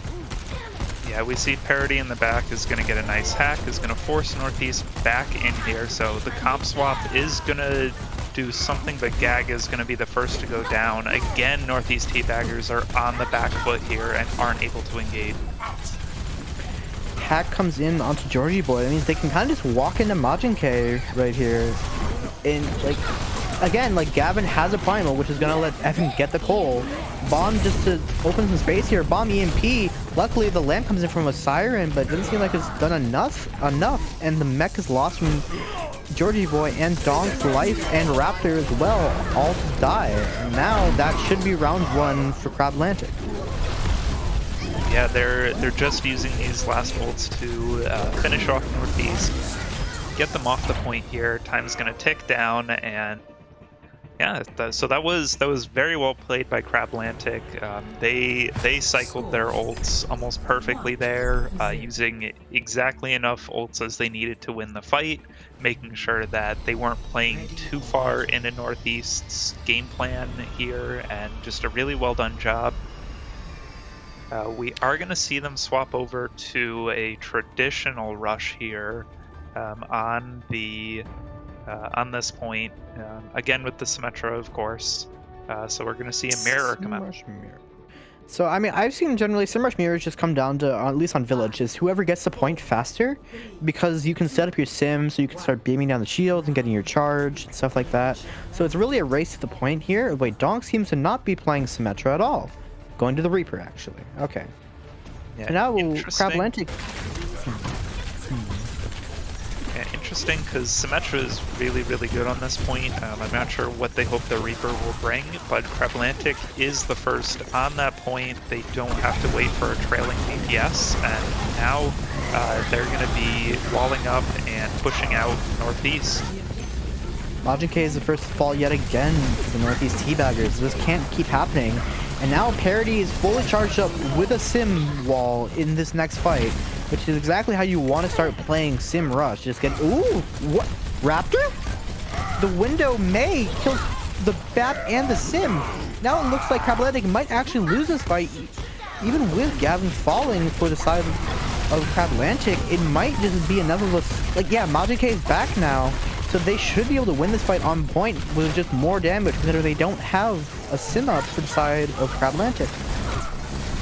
Yeah, it's crazy how quickly that turned.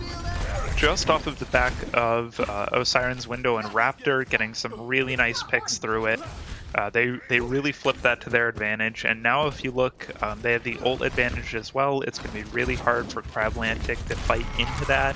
The Symmetra is much better when you're already set up on the point, and Northeast Teabaggers doesn't have to wait for Donk to get back, so really they're just set up in an optimal position to cycle those ults. The TP though goes right into them, and Pengolex is the first to drop. The Blizzard use Raptor seems to lock up both of the tanks for the side of Crablantic, and that's just 2 easy secured kills in that fight. And the beat is used as well for the side of Crablantic, I believe. Oh, that's not ideal for the situation here. No, Northeast did use their beat, but crucially they only had to use those 2 ults there.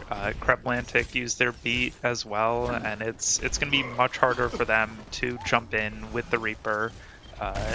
but they're just going to TP straight to point. They figure if they can't get onto the enemy team, they'll just take the fight to the objective. Oh, the shatter from Majin K is absolutely massive. Actually, just 6 there. And that might just be the round. I believe it's around 80%. I can't tell. Oh, the stagger. Oh, the stagger onto worst. Oh, it's going to be very rough for them to touch here. It's going to have to be Gavin, I guess, or maybe Jimmy Blanca, but Jimmy Blanca can get shut down really easily here. Yeah, we're gonna see if Crablantic is even able to touch, but Northeast definitely has something in store for them if they are. There's a window coming out first and a fire strike going through. It doesn't find anyone, so both teams are gonna drop down to point here. Actually, Crablantic going over the top. Donk's hiding in the wings though. Donk might just get a lot of value out of this Death Blossom if they're not careful here. Doesn't seem like it gets walled off. Is dealing a lot of damage. Does get the lamp and crucially kills Gavin. And the ult theme by Georgie Boy. That must be the round here. Yep. Oh, the picks are too late for them to get back onto the point. That's tragic. Yeah, so 1-1 here. Pretty evenly matched. We saw Northeast Teabaggers seem to be a lot better in this rush. They seemed a lot more comfortable there when they're taking that mirror match, taking that duel. And Crablantic looked a little bit out of their element, but maybe now with this ball comp, they'll be able to be more freeform. Maybe this will be something more comfortable for them. And Northeast Teabaggers going right back to that tried and true rush comp. 4, 3, Honestly, that was just a very strange round just because the Reaper should not have ever been good there, but it just kind of worked in the end. The Fair coming out here, I actually like this quite a bit, especially on Shrine. It's very good into the rush, just because of how much splash damage she can do and build up barrage so fast. I wouldn't be surprised if Parity gets this barrage in one fight, maybe even like midway through this fight. Already, Raptor falls to 2 direct hits. Evan is traded out the backline though. Siren has to use the lamp to barely save himself, and now this is still a pretty scrappy fight, but I think because Northeast actually got on the point first, they should at least get the first cap here, and that definitely seems like what's happening right now. Raptor making the swap over to the Sombra as well, which I definitely think is probably better into this comp, because what really are you going to do on Mei? Yeah, so importantly, Northeast Teabaggers knew that all they needed to do was have Georgie Boy do his best to shut down the Pharah. It's not perfect, but you do what you can, and the rest of the team just runs into Crablantic, and it's essentially a 5v4 at that point, so it really advantages the team without the Pharah, and they just played that perfectly, and the EMP looks like it only... Oh, the anti-nade is massive, but it's not enough. They just... It's okay. Yeah. Okay, Siren? Yeah. So I think if Northeast can just play this rush style, they're at least looking like decently competent at it. Even into the Pharah here. Oh, Worst is getting staggered so hard. Oh, and dies before that mech comes back down. Unfortunate. That's a big stagger and gonna give Northeast Teabaggers a lot of time, a lot of progress on this point. But we do see Crablantic is gonna come in with the nano. They're gonna come in with the barrage. They really have to find some value out of the pulse bomb, out of the barrage, if they're even gonna have a hope, because the beat is gonna come down as soon as the DPS does something. And we see the beat already coming in to just shut down Crablantic's hopes and dreams. Donk is... Okay, that's actually quite a big kill onto a Siren and on the Majin K, but I don't think it's going to be enough considering Crablantic has neither of their supports, and they're kind of just waiting, they're delaying the inevitable with those picks, and they're just using ults. Yeah, Crablantic's just gonna have to reset now, and now they're coming in dry. They have almost no ult. They have Mercy ult and Bomb, and that's it coming into this next fight. They have no answer to the EMP from Northeast Teabaggers, and that's gonna be crucial because they have to get on this point. So, Gavin dies before the EMP even touches them, and now the entire backline of Crablantic and Parity have all of them EMP'd. This is going to be a very tough fight for them to win here, just with the ults. Okay, Siren dying is exactly what you need to start this fight out, but you need to keep ping-ponging on the point, and with Jimmy Blanca dying, it's going to be really hard for this Fair to get value. Parity is still trying their hardest, though, getting a lot of picks. 2 down for the Northeast Teabaggers, exactly what they need. Majin K as well dying. This should be a very, very staggered out fight here, but it's a one fight to decide the Crablantic. Yeah, that's just what happens in overtime. Somehow the other team they win. And Parody really just a fantastic job of picking off targets, getting that crucial pick onto Osiren, and then keeping up the pressure. Parody and Pangalex just doing a fantastic job of keeping their team in this, and now they have the ults to fight out this next fight. But Raptor already is going to have the EMP again this next fight. Ooh, again, kills Osiren with the barrage and kills Gag.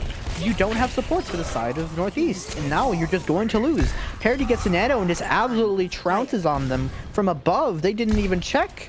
They didn't check. Yeah, so that's a big fight win for Crablantic. They've gotten time for Gavin to get these mines up. They're slowly building beat. It's very difficult to build beat in this composition, so it's going to be very slow coming from Jimmy Blanca, and they're going to have to deal with the beat from the Northeast Teabaggers. So we'll see how they choose to engage this next fight. It's with the mines, and they already get a pick. Oh, but Pangalex blinks into the charge! Oh, but it shouldn't be enough to really win in this fight. Northeast is just taking really early deaths and still engaging, and he's giving the side of Crablantic so much more ult charge. This is exactly what you don't want to do here. Evan, wait.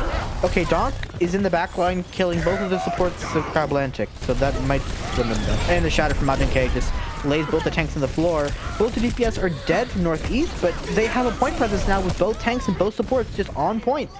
Maybe Crablantic can somehow win this with a miracle. Worst does have the Diva Bomb right now. That could give them enough time to regroup on the point. Maybe even get a pick if they're lucky. It doesn't seem like it though. Worst does die as well in the Baby Diva form. Nana Barak coming up here, but if Evan dies and is hacked, that might just end it. And yep, Evan dies to Diva Bomb from Georgie Boy, and Majin K does fall in return. This is still a very winnable fight. If Pangalex can clutch up here, this might be a good enough spot for them. Gavin is close to building up another minefield as well. Gavin uses the Pog to spin to win here.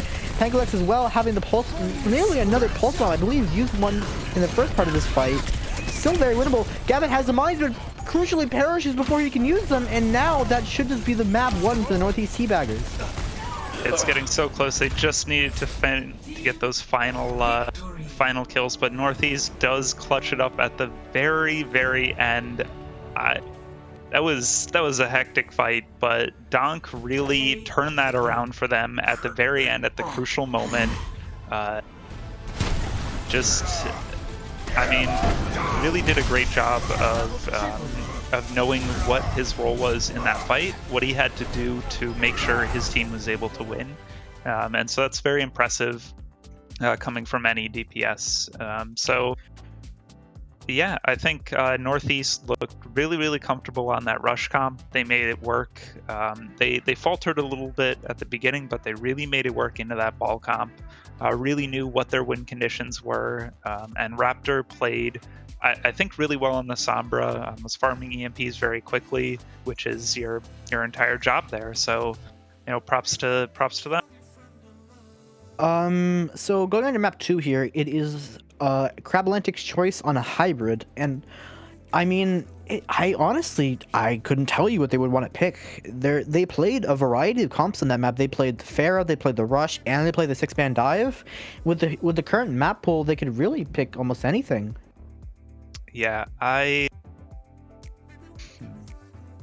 want to say Numbani would be a good map for them, because that definitely works with the with the comps that they like to play, and it's not a great map to play Rush on.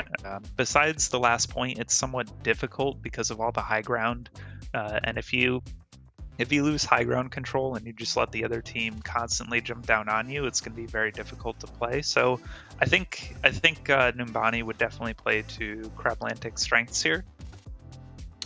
Yeah, I could definitely see that. Looking at the map pool, maybe nah, not even Hollywood or Eichenwald really. You can play on first point Eichenwald like decently well, but that's really about it. Thinking about it at this point, probably Nimbani or Eichenwalder their picks because Hollywood just is so unfavorable to their style here. Yeah, so just we're We are going going to Numbani. Nimbani. Okay, so yeah, that makes Guessed right. that makes sense. Yeah, Yeah, this that- is just my brain at work. This is the power of this is why I'm the color caster, because we got the brains here and you got the talking, and that's just it's what makes us work. yeah, it's built like that, I guess. So now we're going on to Nimbani, and the side of Northeast Teabaggers will keep excuse me. Northeast Teabaggers will pick the side that they will be playing on. So I assume would be defense. I mean, you want these matches to be as short as you can, really. Just to keep your tempo up for, obviously you're going to be playing against the Gainesville Beasts later in the bracket, I believe, at some point. I don't know when. I'm gonna be honest at this point. We'll be able to see eventually, but we're getting into Numbani right now, and we're already seeing. Let's see, we got this nice Numbani transit map now. As we can see, we're clearly the one that's circled there, but now we can't see the map where we're going away. Okay. Wait, we're having some issues here. I think we will swim back to lobby. Yeah, I think somebody had some technical issues, or I don't know. Oh, I think they're just switching sides here. Hopefully, but that should be very quick. We'll see. But yeah, so Numbani, like I said previously, I think that really favors Crablantic here. I think that they sort of know how to play those divier comps well, and I think that Northeast Teabaggers might struggle if their only comfort is rush. Numbani's not really great for rush. They could still make it work, but I really do think that Crablantic have the advantage here. Yeah, I mean, there's not really much else to say. We're just kind of waiting to get back into the action here. I think I saw some roster swaps in the split second we actually saw that map, but maybe my eyes have mistaken me. I'm not entirely sure. We'll definitely see when we get back into it. Yeah. So out of these two teams, who do you think's been playing really well for their team? Obviously, Dunk is doing a really great job on DPS here. Very, very clutch plays. I think Gavin has definitely done a really good job on the off tank. Just like if you're against that Farm Mercy duo and you're playing the D.Va, like your job's just to shut him down, and that's basically what he did. For the side of Northeast, we have Hinson coming in. Substitutions here. Yep, Hinson in for, I believe it was Georgie Boy. Yep. Georgie Boy was great on the off tank, but Hinson we know is a very, very strong off tank player. And we see Northeast Teabaggers are actually rolling out on a dive comp, so they're gonna be playing something different here. For the side of Crablantic, they did have one substitution. It was Chimoran in for Parody, known for their DPS play on, I believe it was Vector Matrix in B League of BPL Season 2. And I think that's all I've noticed. Yeah, that's the only substitutions that I can see, at least. Northeast Teabaggers are playing the Ferrotorb, which, that's based. I appreciate that play right there. Yeah, that's stuff we like to see here. Crablantic just playing sort of a classic double bubble comp with the Echo and the Tracer, but this Ferrotorb, give it to me. Give me more. I love to see it. Pangalex's main job here really is just to shut down the Pharaoh from Raptor, and which shouldn't be too hard just because how well matched Echo is in that comp. And Raptor already picking up Evan, and then the backline of Crablantic has already fallen. Majin K is just kind of standing there, I guess, and getting cleave. Very close to 1 primal already, which is very important for this double bubble comp. You need to be rotating your ults and such, basically. Yeah, you really want to get that that nano and that primal up as quickly as possible, because Monkey is very vulnerable when he doesn't have his tools, so he can die very quickly on engages.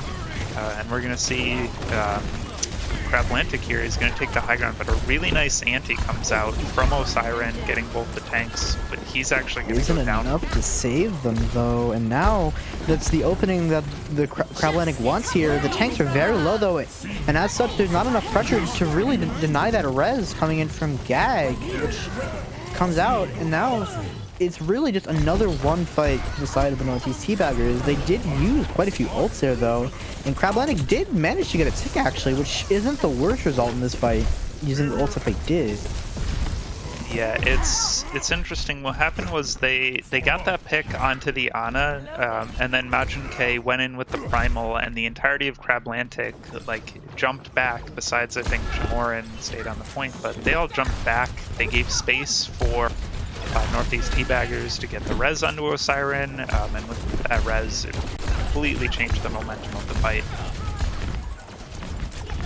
Now this again, like, while this isn't going to go to a draw, this is still a very, honestly, a very poor position for the side of Crablantic here. Really only having a pulse bomb and a diva bomb. The stick onto Osiren is exactly what you need to start this fight. You need to deny that res from Gag, and they can't do that, unfortunately. And now Pengalex and Gavin both fall for the side of Crablantic, and that's just another one fight. They're just going in and then dying to how much spam and poke that there is from the side of Northeast Teabaggers. They're taking Torb damage. They're taking damage from the Torb turn on engages, from the Torb primary fire.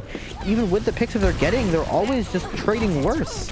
And now, speaking of Worst has lost their Diva mech, which is absolutely catastrophic for what you know, playing the game. And of course, they have to reset here to get their mech back. That's a nice big stagger coming in, and Northeast Teabaggers has so many ults to work with. They have everything they could ever dream of, and Crablantic is just going to have to make use of the few resources that they have. They're really just letting Donk and Raptor get so much value here. Majin K is making so much space, and every time that Crablantic goes in to try and kill Osiren, they get the kill, but they just get heavily, heavily punished for it. A res from Gag is just always right there. Oh, but the bomb from Worst is huge, getting 2 crucial picks on the Zarya and the Pharah. This might be the opening that they finally need to win this point. But with Evan falling in the backline, I'm not so sure about that anymore. They get the turret, and they nano donk. Okay, nano torb.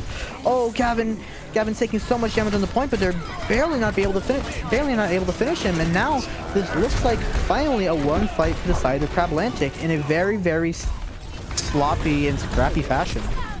It's just staggered from here on out. They finally get that fight win that they needed. Really just off the back of an impressive bomb from Worst. That's what they needed to break that fight open. And now on the Streets phase, Crablantic is probably going to have to really work for this. I think Northeast Teabaggers has really shown an impressive play on this dive. We see Raptor 2K swapping over to the Echo, so maybe the more impactful hero that they need here. Nano's already coming in on the Gavin. Seems right now, at least, that the Nano and the Gavin is just applying a lot of pressure to this Fair Mercy, getting dangerously close to killing Gag here in the air, but doesn't seem like it. Osiren barely kept him alive, but Donk falling, I'm not entirely sure where Donk was, to be honest. But now, with the Echo swap from Raptor, it's going to be pretty hard for the side of Pengalex to get a lot of value in the Echo duels because they don't have a Mercy. Yeah, instead opting for that break to be less diveable, but it doesn't really seem to matter because Majin K just keeps going in anyway and finding the kills onto the supports. Pengalex doing their best to try and kill the Zarya here, but it's not working. Imagine K is just so deep into Crablantic's backline, and they're gonna get another one fight. So really, we're down to almost one fight territory here for Crablantic to finally get this push in and cap second. At least for the moment, it looks like the Northeast Teabaggers are going to be able to hold second here. I mean, Sweet Spray isn't the hardest point to push into, but they have some ults right now for the side of Crablantic, so it may not come to pass. Bomb and Rally used while the Nano. A lot of ults invested here, but no value as of yet. Majik K as well kills Shimorn in the backline somehow. It just seems like Majik K is going in and then just not taking a lot of punishment from the side of Crablantic. Panglex with a duped Primal Rage, going into the backline, killing both supports. That's great play from your Echo. That might give them enough gas in the tank to win here, but the hammer kill onto Jimmy Blanca and Evan falling as well. That seems like Crablantic has just puttered out at the end there. Maybe with Hinson falling with the grab, it might be enough for them to hold here. Evan swapping over to the Moira just to get back on point. It seems like they've eked out this fight at the end to get second point. Yeah, they finally got that. Pangalex in the backline was able to kill both the supports from Northeast and just stall out any pressure that Northeast could apply. So really good job, really showing the power of the Echo Duplicate there. And actually going to swap over to the Reaper now, something a little more defensible. They're going full 6-man rush, and immediately Pangalex gets punished by Raptor. But they're traded out for by Hinson. Hinson falling there is very, very bad here. Majin K in the backline juggling Evan, I believe, into the Coom of Donk and just finishing him off. And now, yeah, the Coom and the Primal Rage combined together a little unlike... not a combo you'd think of every day as pretty good, but if you're able to control where people are going, they're just going to be pushed into that Coom from Torb. And that's just a lot of damage to be sitting in, especially when you have armor. It deals more damage when you have armor. Fun fact. I don't know if everybody knows this or not, but yeah. Yeah, it's so hard to dive into that Torbjorn ultimate because you just can't jump in, because you jump in, you just immediately die from getting burned down from it. So really, I think the comp difference is showing itself in how defensible Northeast Teabaggers is right now. Just cannot be jumped on by Crablantic. And a really nice grab from Himson, and immediately Jimmy Blanca taken out off the back of him. Majin K getting close to another Primal Rage. If they can do anything like they were doing in the previous fights with it, they might just be able to win this point for them by themselves. But worse, picking up both the DPS and Northeast Teabaggers. But honestly, that's not the worst here. Not intended, pun not intended there, because they will both get respawns here. Raptor swapping to the Bastion, Donk swapping to the Reaper, and now Chamoran coming with the EMP here, connects onto 3, which is exactly what you want for the side of Crablantic, getting to Zarya that early. Majin K getting very dangerously close to dying without even having that Primal Rage up. This should be a very, very scrappy fight here, but won by the side of Crablantic in the end. Yeah, but we're seeing Northeast Teabaggers is putting up a really good defense. They're getting their team back in here. Worst already has the D.Va Mech taken down, and the beats coming out from Jimmy Blanca, allowing Crablantic to stabilize. Pangalex gets 2. It should be done here. Crablantic should be able to fully push this point in. They just need to get these last few stagger kills here, and they finally are able to do it. Honestly, I feel like Northeast Teabaggers was playing better overall. Like, just they were always winning the fights where they were winning the fights that didn't matter as much as the fights where they were in overtime. I guess the Crablantic just gets an overtime buff of like 50% damage and HP or healing output. I don't know. It's very confusing. Yeah, really, Crablantic was finally able to get the ults they needed. Really started cycling those and showing what can be done with that comp, and crucially they shut down the Coom from Donk, which was what needed. Really, they needed so that they weren't just going to be immediately deleted upon jumping in.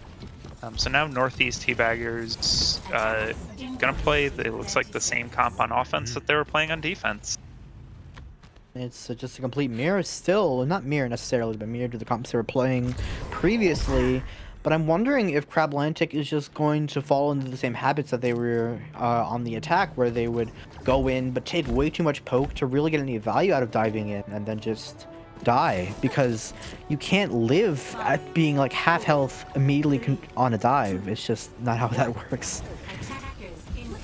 Yeah, I mean, it's gonna be difficult for Northeast to get in. Like, Torb really has no place to set up, and they're, especially if you're coming down through main like this, you're really not giving any good angles for your Torbjorn to spam from or to set up the turret.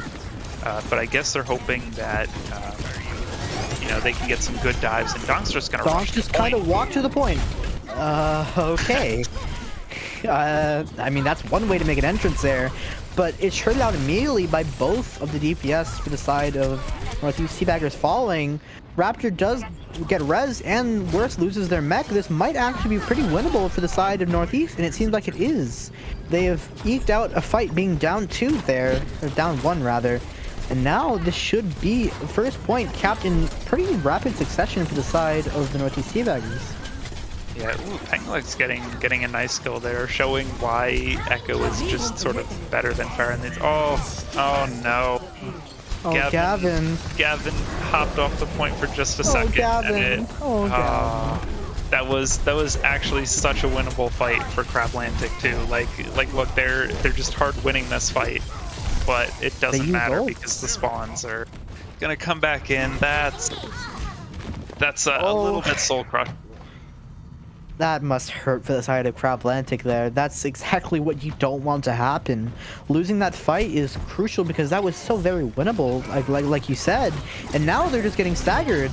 Pangalex does find the kill into Raptor at least, and Pangalex will get the doob off that, so that might give some sort of an opening here. But Magicage is going in with a Primal, batting Pangalex around like a fish, and now they should just barely be able to win that.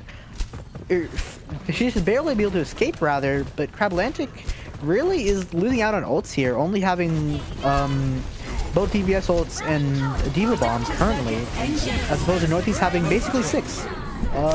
Yeah. That's a nice barrage to open it up. Finds one support, the bomb finds the other, and really Northeast Teabaggers have all the tools they need right now to get this win. But Siren going down there, it's going to be difficult for them now. Both teams down their support players, and this Echo is going to do so much work here.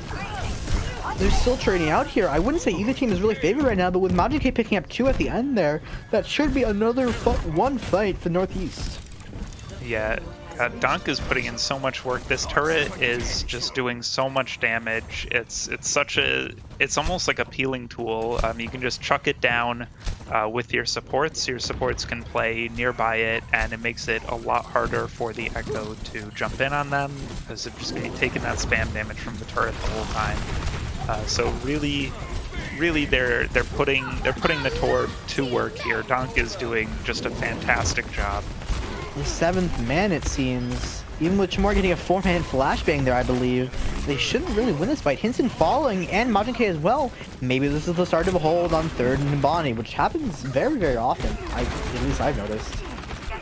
Yeah, very hard second is hard to hold because your spawn is just so far back, but 3rd point, you have that nice corner there. You can hold the choke. It's difficult to get in.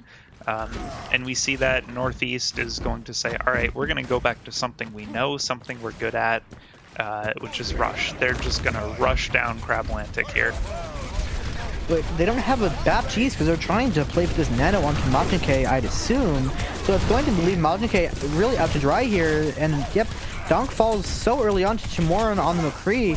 And Gavin can just kind of jump in for free here. They don't have a McCree to stun him or anything to punish him, really. And it's just icy on the cake that the Deadeye from Chamor picks up too. Oh yeah, of course. They're just investing the nano to not be on Ana. Yeah. you don't want to get stuck on that Ana, so they're just gonna throw the nano away. Unfortunately, Donk died very early before he was able to get that Coom out, so he's still gonna be looking for that. But not the worst hero you could be playing into the comp of Crablantic. For all the reasons I said earlier, it's still good. Still a size. I imagine Reaper would be a swap if he was able to, but still, the duplicate coming out from Pangalex, not even the lamp can save Majin K here. And now, I mean, Crablantic really only used a dupe there, and that fight is pretty much won. From the side of Northeast, like, again, they didn't use a whole lot, but their ults are worth so much more because they can only get a set amount of them being on the attack. They are on a time bank after all. The bomb coming in here from Hinton has to pick up at least 1 or 2. Doesn't seem to pick up anything.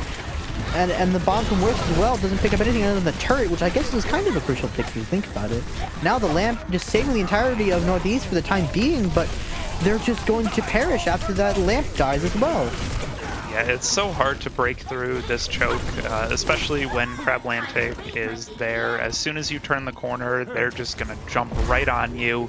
The full 6-man dive and just get right in there. And they're doing a great job of cycling ults. They're going to be coming up on the beat here, as well as the primal. So, you know, even if Majin K gets a nice shatter, even if they get the nice blizzard, they're gonna have to get Jimmy Blanca, or else it's really gonna be all for naught.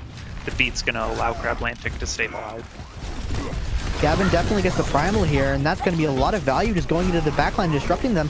But the entirety of Northeast Teabaggers is kind of just pressing W right now. The window, though, a little far back. It doesn't seem like they're going to be a whole lot of value out of it. Jimmy Blanca comes in with a crucial beat for the shatter from Majin K, but it shouldn't be enough to keep them alive. Evan slips out barely with his life. But with Majin K dying again, you can't really win this fight unless you get some huge picks, which they kind of are right now.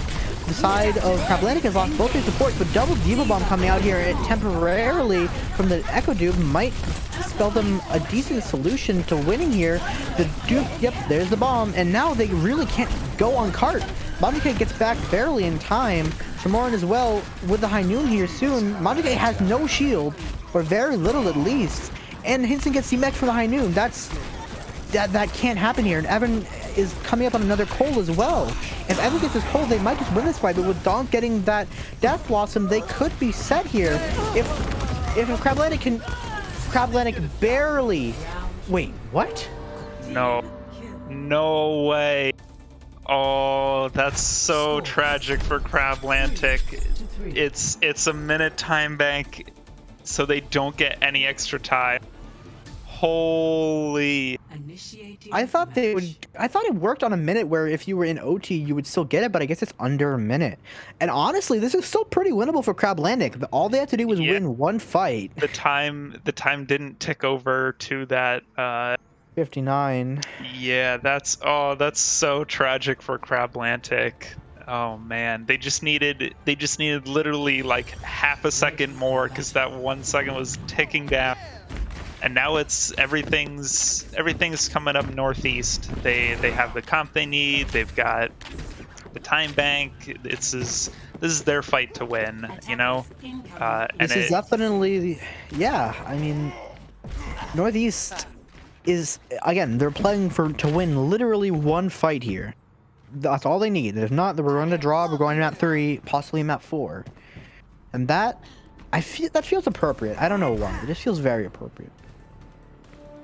Yeah, I'm hoping for not 4 maps, Gavin, please. It would be very nice if we could not get 4 maps. So we'll see if Crablantic is able to force out the draw here. They've scouted out the composition from Northeast. Northeast will be playing just exactly what they did the first time around, except Donk's going to be on this Reaper, a little bit more mobile, doesn't have to set up.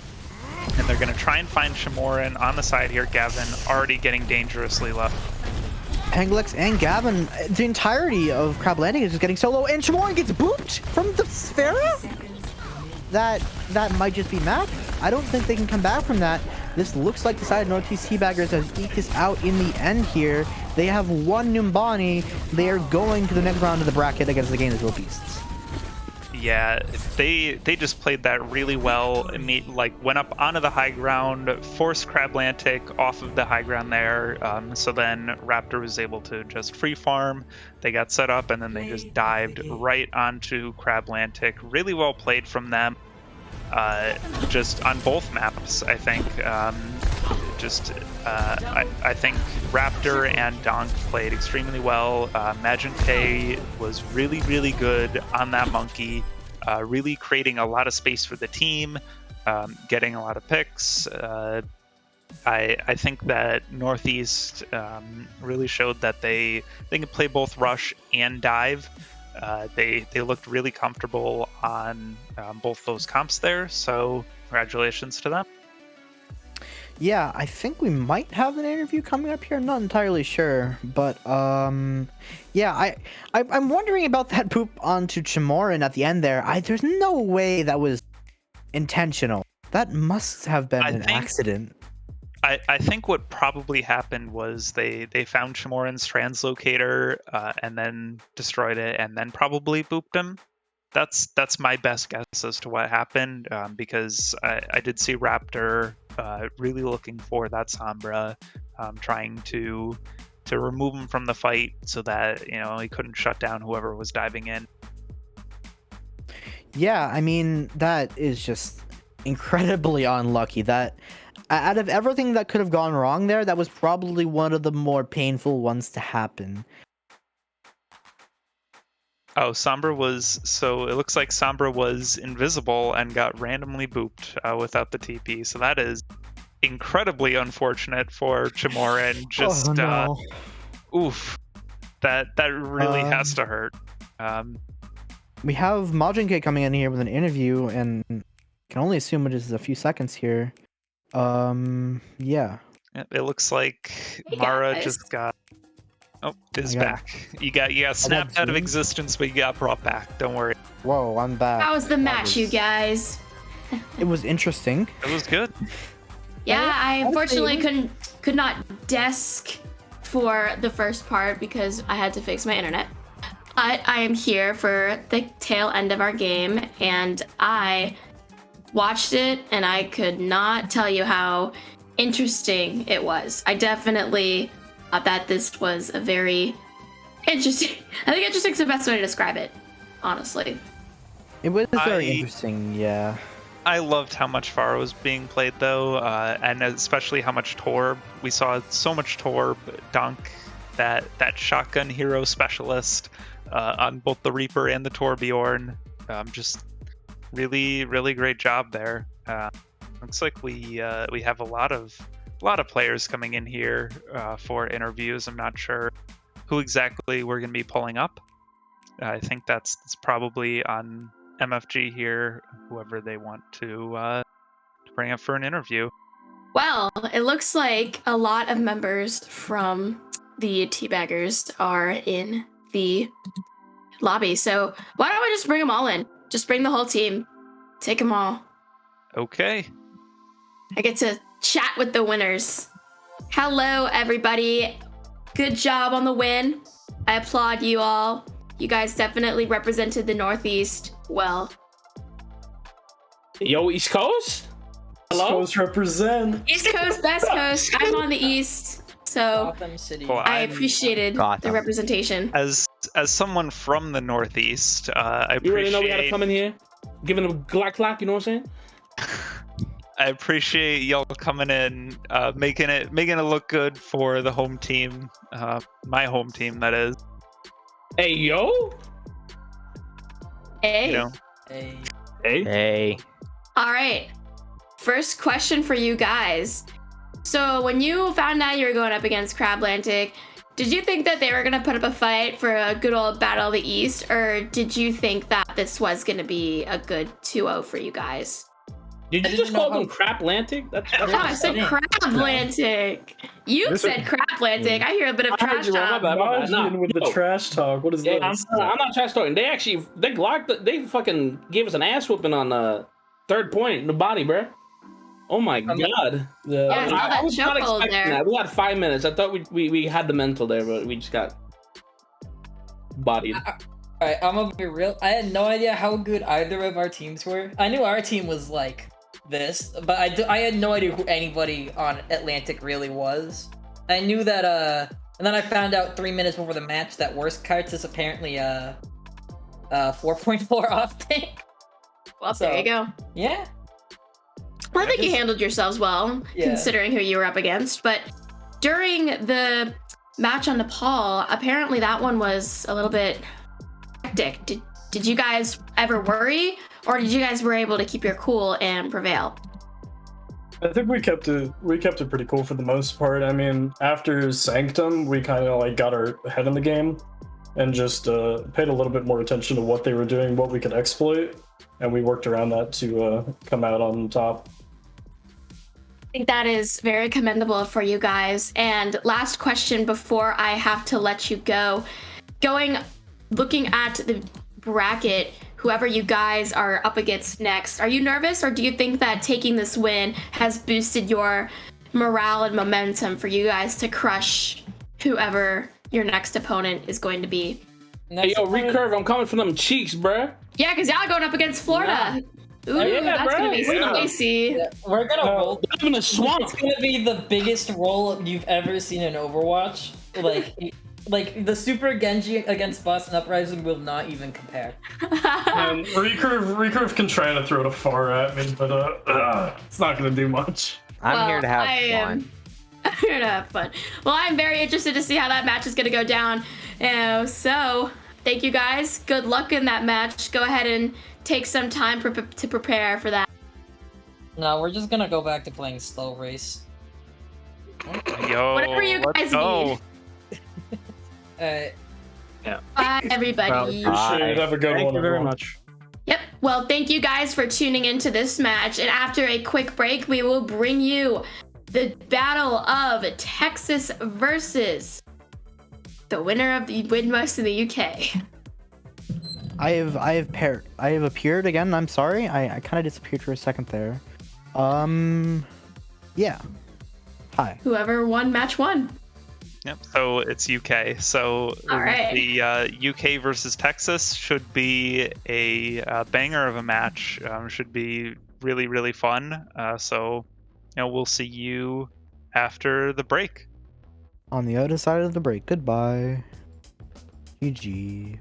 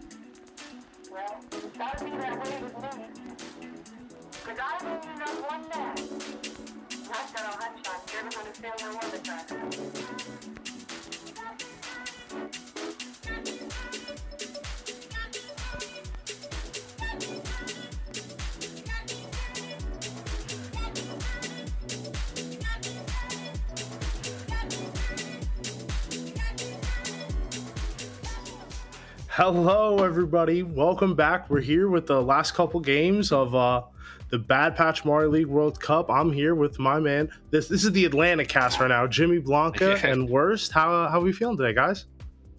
We can make like an impromptu loser interview. I mean, we just lost to Northeast. Worst, how do you feel about that? I'm sorry you couldn't carry us there.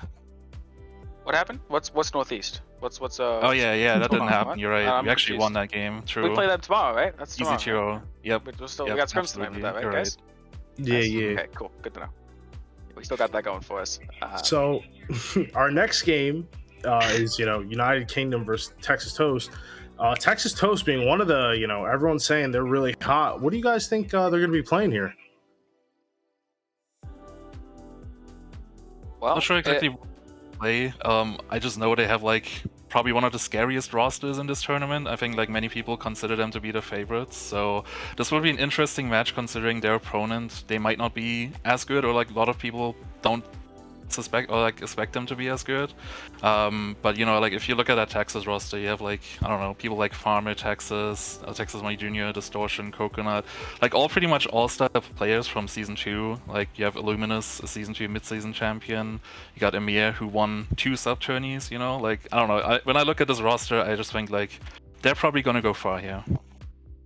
Yeah, and United Kingdom, we saw them today. They looked really good against the Corn team, but like you said, this Texas team is looking like one of the super teams of this tournament. Texas Money Jr. and Amir and Coconut. This is just like a dangerous DPS lineup. Yeah, and I mean, looking at these two teams, you saw obviously UK play earlier. Texas didn't have to play earlier. They had that upper bracket, so they did get that bye. Now it's a little bit of a mystery. Like the UK doesn't know what Texas is going to play.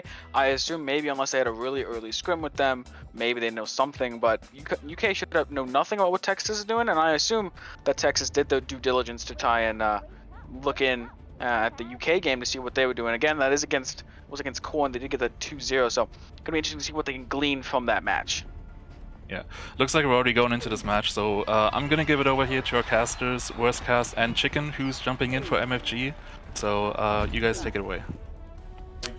Yeah, and we're heading into it.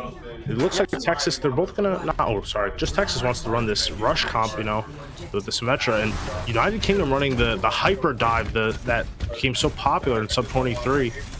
And they're going right at it on onto the stairs. Yeah, and they are running that 6-man composition. They're going to be coming in here. Texas already trying to come up here, but they're getting pushed off. A little bit faster. Texas makes it there. The Sims are trying to get charged up. Already one kill does come down onto Cummies right now as Rift finds that first blow with the Tesla cannon. The shield not able to keep him alive. And now that's Symmetra having to back up. TP trying to get them away as fast as possible, and that's exactly what happens. Texas will be resetting here, waiting for that monkey. The point hasn't been flipped just yet, but now waiting for the Rhine. The Rhine is back. We're gonna see what they're able to do with that, but right now just a little poke. Well, a quick rotation. Ooh, the TP comes in, and this is Luke Boy trying to get a hack in here, but the D.Va getting it off, and oh my god, the Rift gets pooped off. This is a huge opening pick here for United Kingdom. Sheep gets another one. Sheep gets turns to Flavor, poops Coconut, and now Texas Toast just holding down this point. United Kingdom know they have to back up. They got it to 90%. They want to come re-engage. They do let the point flip over, but Texas Money Jr. is gets hacked, and they're all stuffed in this side room here. The lamp goes down, and Garchomp. Oh my god, Garchomp is all one, right? Oh my god, gets pinned out of there from Cummies. Cummies is going absolutely massive on the Reinhardt here. Luke decides to put in the EMP, but this is just a chaotic fight here between both teams, and somehow United Kingdom is coming in on top. Coconut trying his best to pull the Tracer shenanigans, but that's gonna be it. Yeah, and now they have that 32% and counting pushing up here. They have that bomb available, they have that beat as well, but nothing else is up. And now you have that sim wall, a very slept on ultimate sometimes, and it's very, very powerful, basically giving points for free. And the Sombra going down first is definitely not what you want to see. Can't build up any of that ult charge from this next fight's going to have almost nothing on that EMP. And right now it's here in that backline, just shooting into the Ryan's back. He does manage to find Cummings, but that's not enough as Amir is still going off on that Symmetra, finds a kill of his own. Crackrock has no strength for that kill feed so far this game, finds another one for himself with the Coalescence trying to come out on this point. Coconut though will go low, doesn't have that ice block to keep them alive, and now Luke is back in that fight, getting that EMP charge back up on Symmetra, but Amir trying their best. It's going to be Farmer here, trying to root down and get as much healing as possible to keep him in this fight. Amir going in and out of this point, trying to do as much as they can, but it won't be enough. He will go down, and that should be the fight going the way of the UK, and gotta look towards the next fight. Oh, Farmer going down just, you know, seals the deal. They all know time to reset. I don't know if that was an intentional or not, but very unlucky here for Texas Toast. You know, United Kingdom having some, trying to build these ultimates. They have almost more than Texas Toast. Actually, Texas Toast having, you know, nothing themselves, but United Kingdom has that primal. Luke Boy just about to build this EMP right now, and this is going to be the big EMP fight. It's coming in right now. It only gets Cummies, but Cummies gets booped. The double boop from here into the Crack Rock, I think. No, Sheep, sorry. But wow, this is United Kingdom are just cleaning this up. So oh my god, so it's coming home. I think it's coming home. I think we've heard that story before. The "it's coming home" line of thinking has been repeated before in the past, recently, and a lot of people were burned for thinking that. So I don't think we want to start that just yet. They do go up one round here, as the UK looking strong on that 6-man composition as it is referred to. And it looks like now Texas Toast will be actually the ones going to that 6-man, and the UK will instead be going over to that Symmetra rush. So how the turns have tabled, as some would say, as what do you kind of think going into this next point? Who is now favored now that these compositions have been swapped? I don't, I still have a lot of, not faith in the Texas team, but, you know, on paper, this team is set up to be looking really good. And, you know, United Kingdom, you know, it's anyone's game, really. United Kingdom decides to, you know, go through the underneath area. The only main difference from this comp is Cummies will be on the Winston instead of Rift, who is on the Reinhardt. And just like that, Cummies trying to poke from the behind. They're trying to come in from both angles, but United Kingdom have this point locked. Obviously, that sim does give you that first point touch there. Coconut going low, has to watch that health bar. Obviously, the sim gonna have to reload soon, as there's no shields really for them to try and charge up on. As Maywall comes out, and now Cummies is just gone. As Amir as well getting ran over, and a really nice swap there from the passive style onto the point. As soon as you see the opening, just rush forward and take out those squishy targets. And now Texas Toast again on the back foot. Similar to last round, the UK starting this off strong as sheep, picking up even more kills. Yeah, this is looking really good here for United Kingdom. Not using that many ults, and Texas Toast deciding to swap up and trying to match the rush comp as well, and they're at nothing. They just nuked their ult economy. They're halfway to a bomb and a beat, but that's really it. They decide to come in from the top again, but I wonder what United Kingdom's going to do. I'm interested to see what TP plays are going to be happening. And now it's going to be Garchomp looking with that symmetrical wall to get this fight started out. Or they could even opt into just using an Ant Matrix to zone them away from that point. Nothing has been used just yet, but the lamp has already come out from UK. Farmer holding on to his own. That could be a powerful tool to push into this point, or save the Reinhardt if it goes through in. Now Garchomp looking to the back, going to be TPing back and forth, looking for some more damage, but now they're down their TP as well. The wall comes out, doesn't quite find the split they're looking for, and now it's time. Texas has got these cooldowns out that they need to get cooked, but they're not pushing. They're playing this really, really slow despite the cooldowns being gone. They're waiting for that beat. Now the beats come out, massive shatter onto the ground, basically nullifies it. Yes, you beat in, but you find nothing with it, and now you're going to lose your main tank and everyone else to follow. You've used some of your most important ults, and you found nothing with it. And now, going to the last fight, it's going to be too staggered. How do they come back into this? This is looking really rough here. Texas Toast does have the window and the mail, but I don't know here. United Kingdom have several ults themselves, including this massive Symmetra wall. This could be huge here. The May wall has a big time stagger right now. The tanks are going to have to go in without any support, I think. And then Cubby's coming in. Oh, but the bomb comes in from here. It's so good. The Dark Lord coming in, snatching the day. The farmer uses the window, but it gets completely nullified from the Symmetra wall.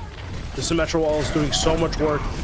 Rift decides to let the shatter out. It's just a hair out of reach. And now that's going to be it here. Texas lost his first map. Oh, as I say that though, Garchomp overextends his. And the Mayall comes out for them. This is looking really good here. What's it called? Farmer's dangerously low. Has he used the shot? Oh, the lamp. Oh, he got frozen. Oh, cummies. Good round. Wow, very unexpected first map here coming in from United Kingdom. This is kind of crazy. Some would say the upset. It's coming home, boys. We're gonna be saying that a lot this series. This World Cup, even if they manage to keep pushing into the upper bracket, I mean, we're gonna be hearing a lot of people saying it's coming home. Luckily, no Italy specifically in this bracket, so and also no penalty shootouts. We got rid of the coin flips and all that very long ago in Overwatch, so won't have to deal with that. But we do welcome Jimmy back here, and what is your take on that match? I mean, that looked crazy. Has it been confirmed yet that Garchomp is Alwyn? Because I don't think he's on this roster. I said that, and I'm not exactly sure. I'm pretty sure. If he is, then I think there's a very clear reason why they're winning, because it's the Alwyn getting subbed in factor. I mean, we know it from Season 2. Whenever he got subbed in, like, the teams were winning. It's happening here again, but no, honestly, like, the UK team has really impressed me here. Like, their DPS play, especially from their May players, for example, just been really good. It's looking like an upset here if nothing really changes on like the side of Texas. Breaking news: that Alwyn is not Garchomp, it is Brute. Oh, okay. Well, I'm not familiar with Brute, but Brute is popping off.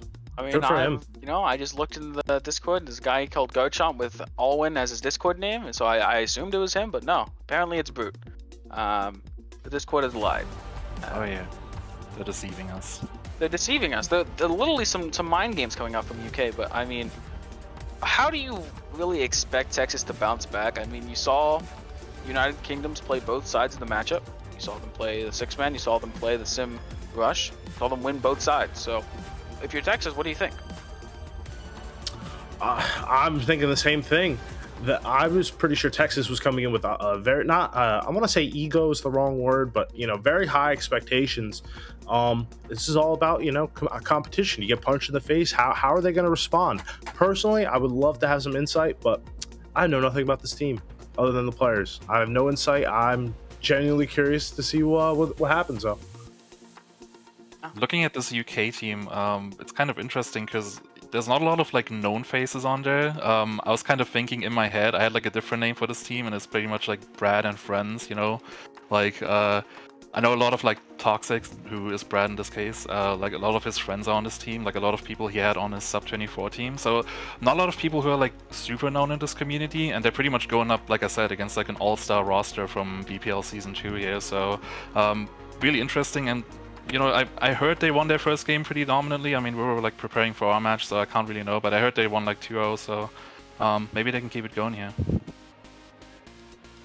Yeah, I'm super excited for this UK team. I love Protein. I'm a Mahir simp. I still root for Legacy, even though they rolled us back in the day on MTD, but I'm just excited. I think this United Kingdom team is looking really good, and I have no insight. I don't know what my analysis is. I need something to think of. But yeah, like Titan says, yes. I'm a Protein stan. Nepotism. I'm rooting for UK. Yeah, so that'll be interesting. We will be going into this next map fairly shortly. As in fact, actually, right now, we say Jimmy as we give him a little bit of a vacation. He's going back to the Void.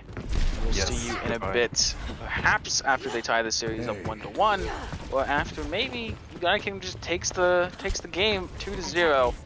We don't know just yet. As again, fair on defense on Numbani and Chicken. We both know what this. We both know what this is. We both saw it. Yeah, this feels like deja vu. I saw it as I just launched my face into the fair, trying to shut them down. Yeah, but Texas Toast not having running the ball instead of the Winston Cup as we were running, but This UK team looks like they're really stout. I think Garchomp playing this McCree is going to be very crucial here, trying to take down Texas and Coconut, and even Cummies. Yeah, as we enter in here, very different. You see the Vera from one side and the Echo on the other. Now these are people kind of compare them a lot, but they do offer two very different things. Echo, extremely bursty, while Vera, a lot slower, is able to just kind of poke down and kind of catch out backlines in very interesting ways. As the Echo will be going forward, looking for that Vera, trying to take that duel, but they don't have really the best position for it. Playing that wall is going to be hard. The dive comes to the back line, and a really nice job there from Texas. While the Echo was tracking that Farah, the tank line here of Illuminous and Cummies managed to get into the back and take them out. As again, I think an interesting thing is that Texas Money Jr. was on that Diva the last round, if I remember correctly. Yes. And now it's Illuminous on that Diva instead, and Texas returning to his main role of that DPS. Now, Texas Toast playing that whole first attack flawlessly. It looked like United Kingdom might have a chance to, re-engage, but, Mahir getting demeched, that's very bad, and now they have to just completely back up. They don't want to have an early fight with just 5v6. It's a losable fight here. Now, Texas Toast, Texas Money Jr. getting a lot of good poke in here, building a dupe here very quickly, and oh my god, Cummies goes in for the high ground, but they're just stout here, poking each other down. Yeah, a lot of damage from Texas Money. He already has that dupe. The first ultimate on his team outside of... the first ultimate on his team, as Mercy did swap, will be going over to Texas Money Jr. as the Monkey copy does come out. Of course, Farmer is forced to trans once that Nano Monkey does hit the ground there. Texas zoning the backline completely. There's just no healing that can come out here. For the side of UK, they just can't heal their front line as there's a monkey pounding them, and the monkey as well even doesn't die when it is killed, as one normally does. So actually going to be them rolling in the second point as well, a really fast second point take, but that can kind of happen on that snowball, and we'll see what UK decides to swap it up. And Texas coming in here with almost 6 minutes on the clock. This is looking really bad here for United Kingdom. They do decide they're mixing it up. They're trying to swap here to the hyper dive, but Garchomp has this McCree ult. He wants to use that first. Texas Toast though pushing it, and they have almost 4 ults. Cummy's using the mines early. He gets in really aggressive, and doesn't get out with his life. And that's going to be the go button here for UK to push in. But they don't make as much space as they want, and now getting poked down. Oh my god. Rift gets super low, just barely gets out with the Echo Beam. What a nice bomb from Coconut. Oh my god. Yeah, a really nice bomb there from Coconut finds 2 and turns the complete tempo of the fight back into the favor of Texas Toast. A really massive play there as they were on the back foot at the end of that fight, and now it's just over. But Cummies does go a little bit deep, does manage to make it out, doesn't have that adaptive shield just quite yet. Bomb comes out, zones off that point, and the Tracer's in that backside does get whittled down to 1 HP. Is going to have to be forced to get back up for healing or recall. Neither of that, as the bomb comes to the back, does find free! Illuminous with a massive bomb! They're not letting that last map go to their head. Yes, they lost the last map, but they can easily take this back on the map of their choice, as a massive play here from Texas Toast finished with 4 minutes and 22 seconds, and that's a lights out kind of time right there. That's a 112 if I've ever seen one. That's crazy. Now, Numbani known to have this third point be like a 2 CP map. It's just so long and extended, but wow. Both Divas putting in a real good work here on this map. Illuminous getting this 3k bomb, though, actually just shutting down this whole map. It looked so winnable for United Kingdom so many times. They just never got to stabilize enough. And then just big bomb after big bomb, between Texas and Illuminous. Just, massive ultimate economy. Not ultimate economy, but ultimate efficiency. Just doing so good here for Texas Toast. Yeah, and I mean, look at these two teams right now.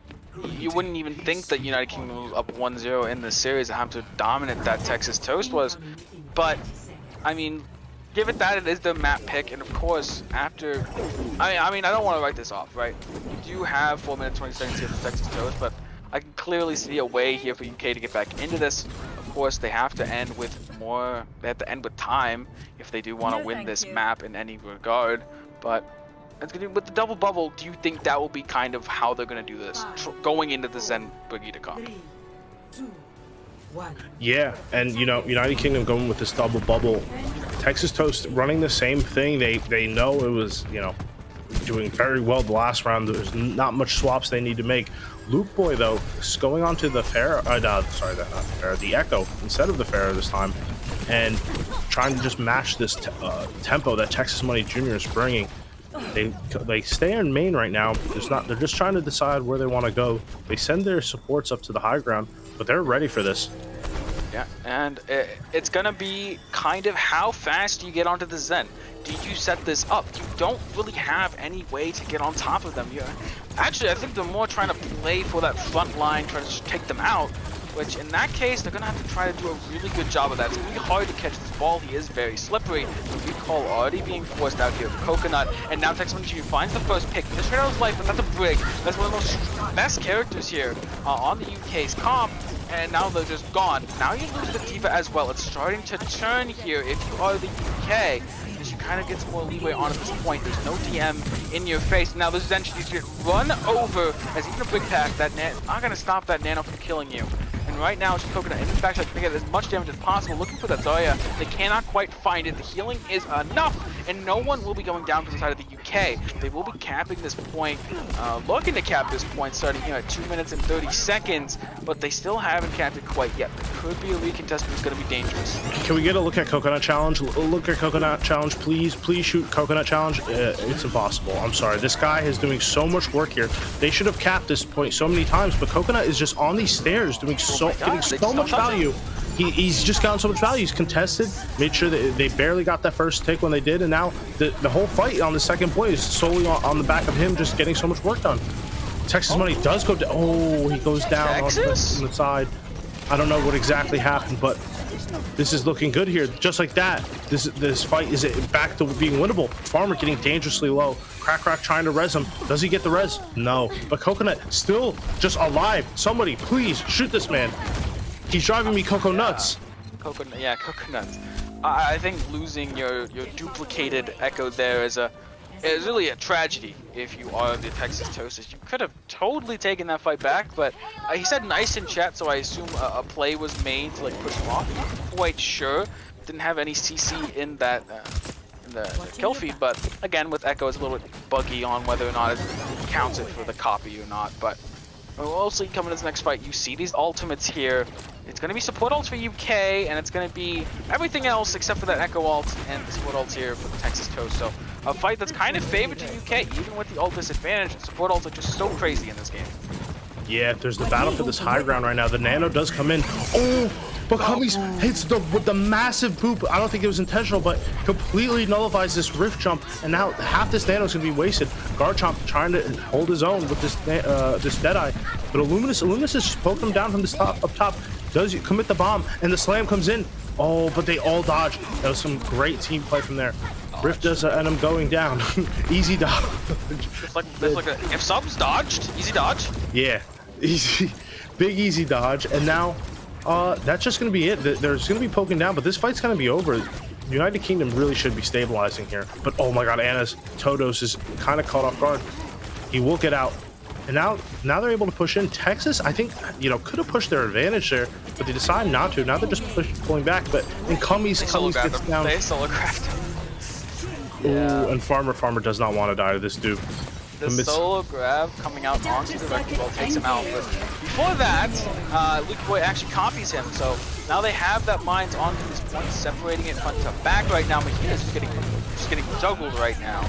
As he can't really do much against this dude. Look at him, he's just begging for help. You can just hear him in screaming for help, and he right clicks into the ground, and he is just gone as Texas Money now has free reign over this point, as the monkey is going to be discorded up. Should be losing his life very soon, but no, he's just people leaving. He's just gone. People get out. People get the hell out. Now, I've seen Texas. Yeah, I think Texas is AFK or maybe DC. He's been standing still for like 10 seconds now. Now, just gonna be waiting here while we wait for something to happen. I'm 99% sure. Yeah, Texas DC. you know, sometimes you just it's got to take a little bit of a break, you know, mid-match. Take a little bit of a break. Sometimes your computer's just gotta blow up mid-match, mid-official, you know? Yeah, I mean, as someone who used to play on a laptop with less than 30 FPS and more than 120 ping, yeah, sometimes your computer just doesn't care. It doesn't care if you're in an Overwatch game or not. It's just like, you know what, we're gonna blow up now. As It looks like we're back. oops. Oh, did a bit of trolling. Okay. Got, Sounds like Farmer. Yeah, honestly. Sounds like Farmer. Okay. So we're gonna be heading back in. Now, Texas Toast has no ults here, but they do hold this point right before second point. Or second capture point. And now, this does look good here for United Kingdom, you know. They have the nano boost. They have the Deadeye. They do make the swap onto the Sombra. I think this is a really good pick here to try and deal with Cummies. I think Texas Toast has really put so much of stock into just trying to enable their DPS here with that Discord Orb and with that Mercy Pocket. So they're just putting all of their eggs in the Texas Money Jr. and Coconut Basket. And we're going to see if that pays out for them, as Cummies right now just hogging around on the top here, as it will be a Nano coming down onto Bahir. But Bahir doesn't really have anyone to shoot except for the ball that jumps right into them, but managed to live just in fact. And now the trans even comes out as Garchomp loses his life during his Deadeye. So now you've lost the one of your two ults that you had, and now Illuminous is going to be pushing forward, trying to get a lot of damage down to Zen. Now doesn't have really a fear of people jumping on top of him. So he'll be pushing forward, getting all of these discords onto these tanks, and just looking for so much damage. Illuminous trying not to get demeched at the end here. He ends up having to bomb because he was in fact demeched, but still, that's a trade you'll kind of take for how much time you get off this clock. And how do you end this game, this map now, with time here? If you're UK, like, that's your win condition to win the map, and I don't know how they're gonna do it. Yeah, you know, this Texas Toast team is just pumping out this DPS from all angles. You know, everyone is doing just so good of a job at just focusing, firing them down, and having the great aim to just get it done. The EMP does come in from United Kingdom. Is it a lot? Oh, he gets it off, but he trades his life for it. Look at how healthy that Zen is. That Zen was still at full shields even after the EMP, because Mercy was just left clicking him the entire time. And now this Winston, even with 1000 HP, have an Echo, just pocketed with damage boost, just taking him out. And now that Brick is even one shot. There's just not much you can do as UK. You do have the grab coming out. You've got two tanks, but now Texas Money Jr. has a Zarya of his own, and he's looking for the grab of his own as well. Yes, the large charging ult, but of course it's Echo with that massive ult generation. Oh, he loses it. He can't get the grab, and the Brig now is Nano. The raid boss is here. Slam coming down on this point. Again, the Zen is just kind of way in the back line. Just keep shooting. You keep putting him at this quarter orb as the Brigida going down low, and that should be it for UK, as now Texas Toast trying to answer back and go 1-1 here in this series and look to close it out in the next one. As what a comeback here for Texas Toast after that first map. Yeah, you know, Texas just looking super well coordinated. Everyone just, it doesn't seem like there's any dead weight on this team. Everyone is just doing so great with between both these DPS. It's very, and then you don't even understand. You're trying to focus down this Echo, or you're trying to live between this ball slamming your backline or this Tracer, and then you got Farmer just clicking heads, like completely uncontested. And you're not going to win like that. You're just not going to win when you have such great players not being able to have anyone in their face. Welcome back. Yeah, hi, I'm back here. Hi. Yeah, this looked more like the Team Texas that I think everyone was expecting at this tournament. You know, I honestly, that was such a fun map to watch. I really liked the how confident they were with this ball Zen comp. Felt like early season 2 BPL, honestly, with the comps they were playing here. Maybe they're just not a control kind of team, you know? Maybe they're just gonna win every other map type now. You would think they would be, because it feels like they play at such a high tempo. They're playing so fast, and that would just play into, you know, control and how it plays out. But, you know, we're going to be heading to this third map. I don't know, what's the third map type? Is it going to be Escort? Yes, I think pretty it's sure. Escort, yeah. We'll be Escort. So now, what map do you guys think UK picks?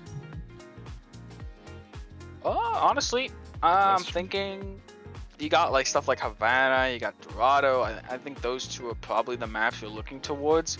I don't know. If you want to go to Havana, it's like, hey, do you want to play Rush or do you want to play double shield, and I think UK liked that. I think UK liked that on that first map. They did play both the rush and the 6-man comp, and I think both of those kind of styles of the rush style at least definitely fits on Havana. So I think that's what we could be looking towards. What do you think, Jimmy?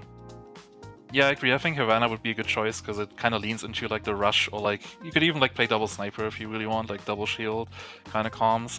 If I was UK, I would probably avoid picking something like Gibraltar just because it really rewards like aggressive play, and we just saw like Texas, they're really good when they just let the DPS do what they want, and it's crazy. So it's probably Havana. Okay. Yeah, it So, will be Havana. You're right. actually. Yeah. Because I'm actually in the UK call right now. I'm actually listening in.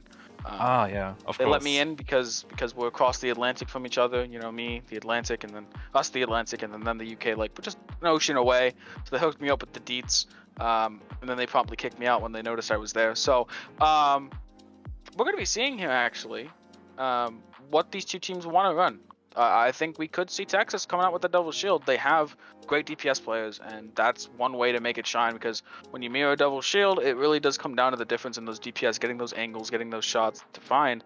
So I think that could be something interesting to see from Texas.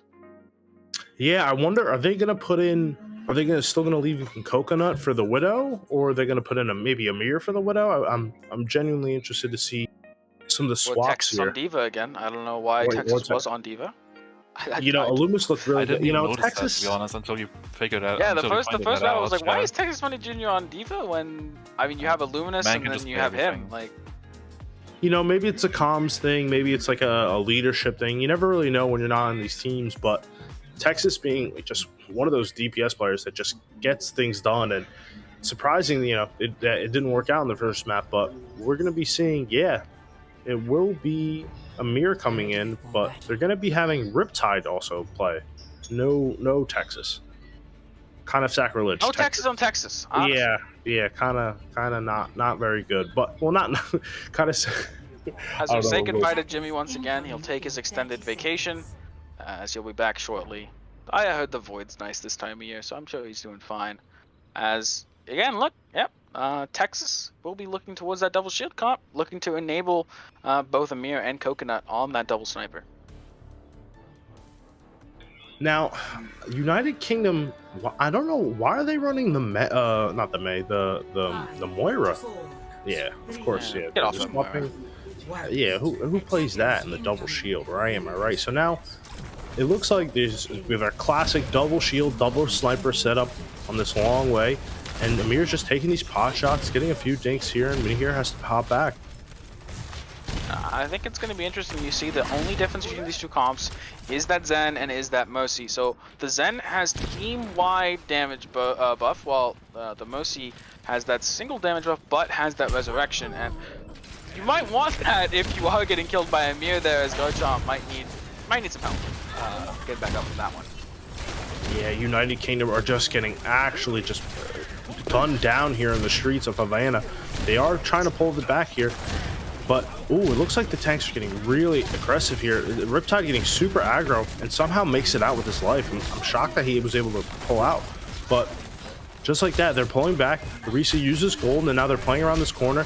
The full rock combo does come through, but Mihir, you're using that gold and staying alive. The Dark Lord himself. Yeah, and what we're seeing here, the pull does come out. And the window actually in response here, Coconut though, does find Totos. They don't have that lamp. They're going to be looking for that res. They can't quite find it, as these snipers here, exactly what we talked about. If you're Texas, who do you want to be the main difference makers in these fights? You want it to be your DPS. As Coconut and Amir just stick people themselves there. And that's something we want to see if you're Texas, right? That's what you want to see from Texas.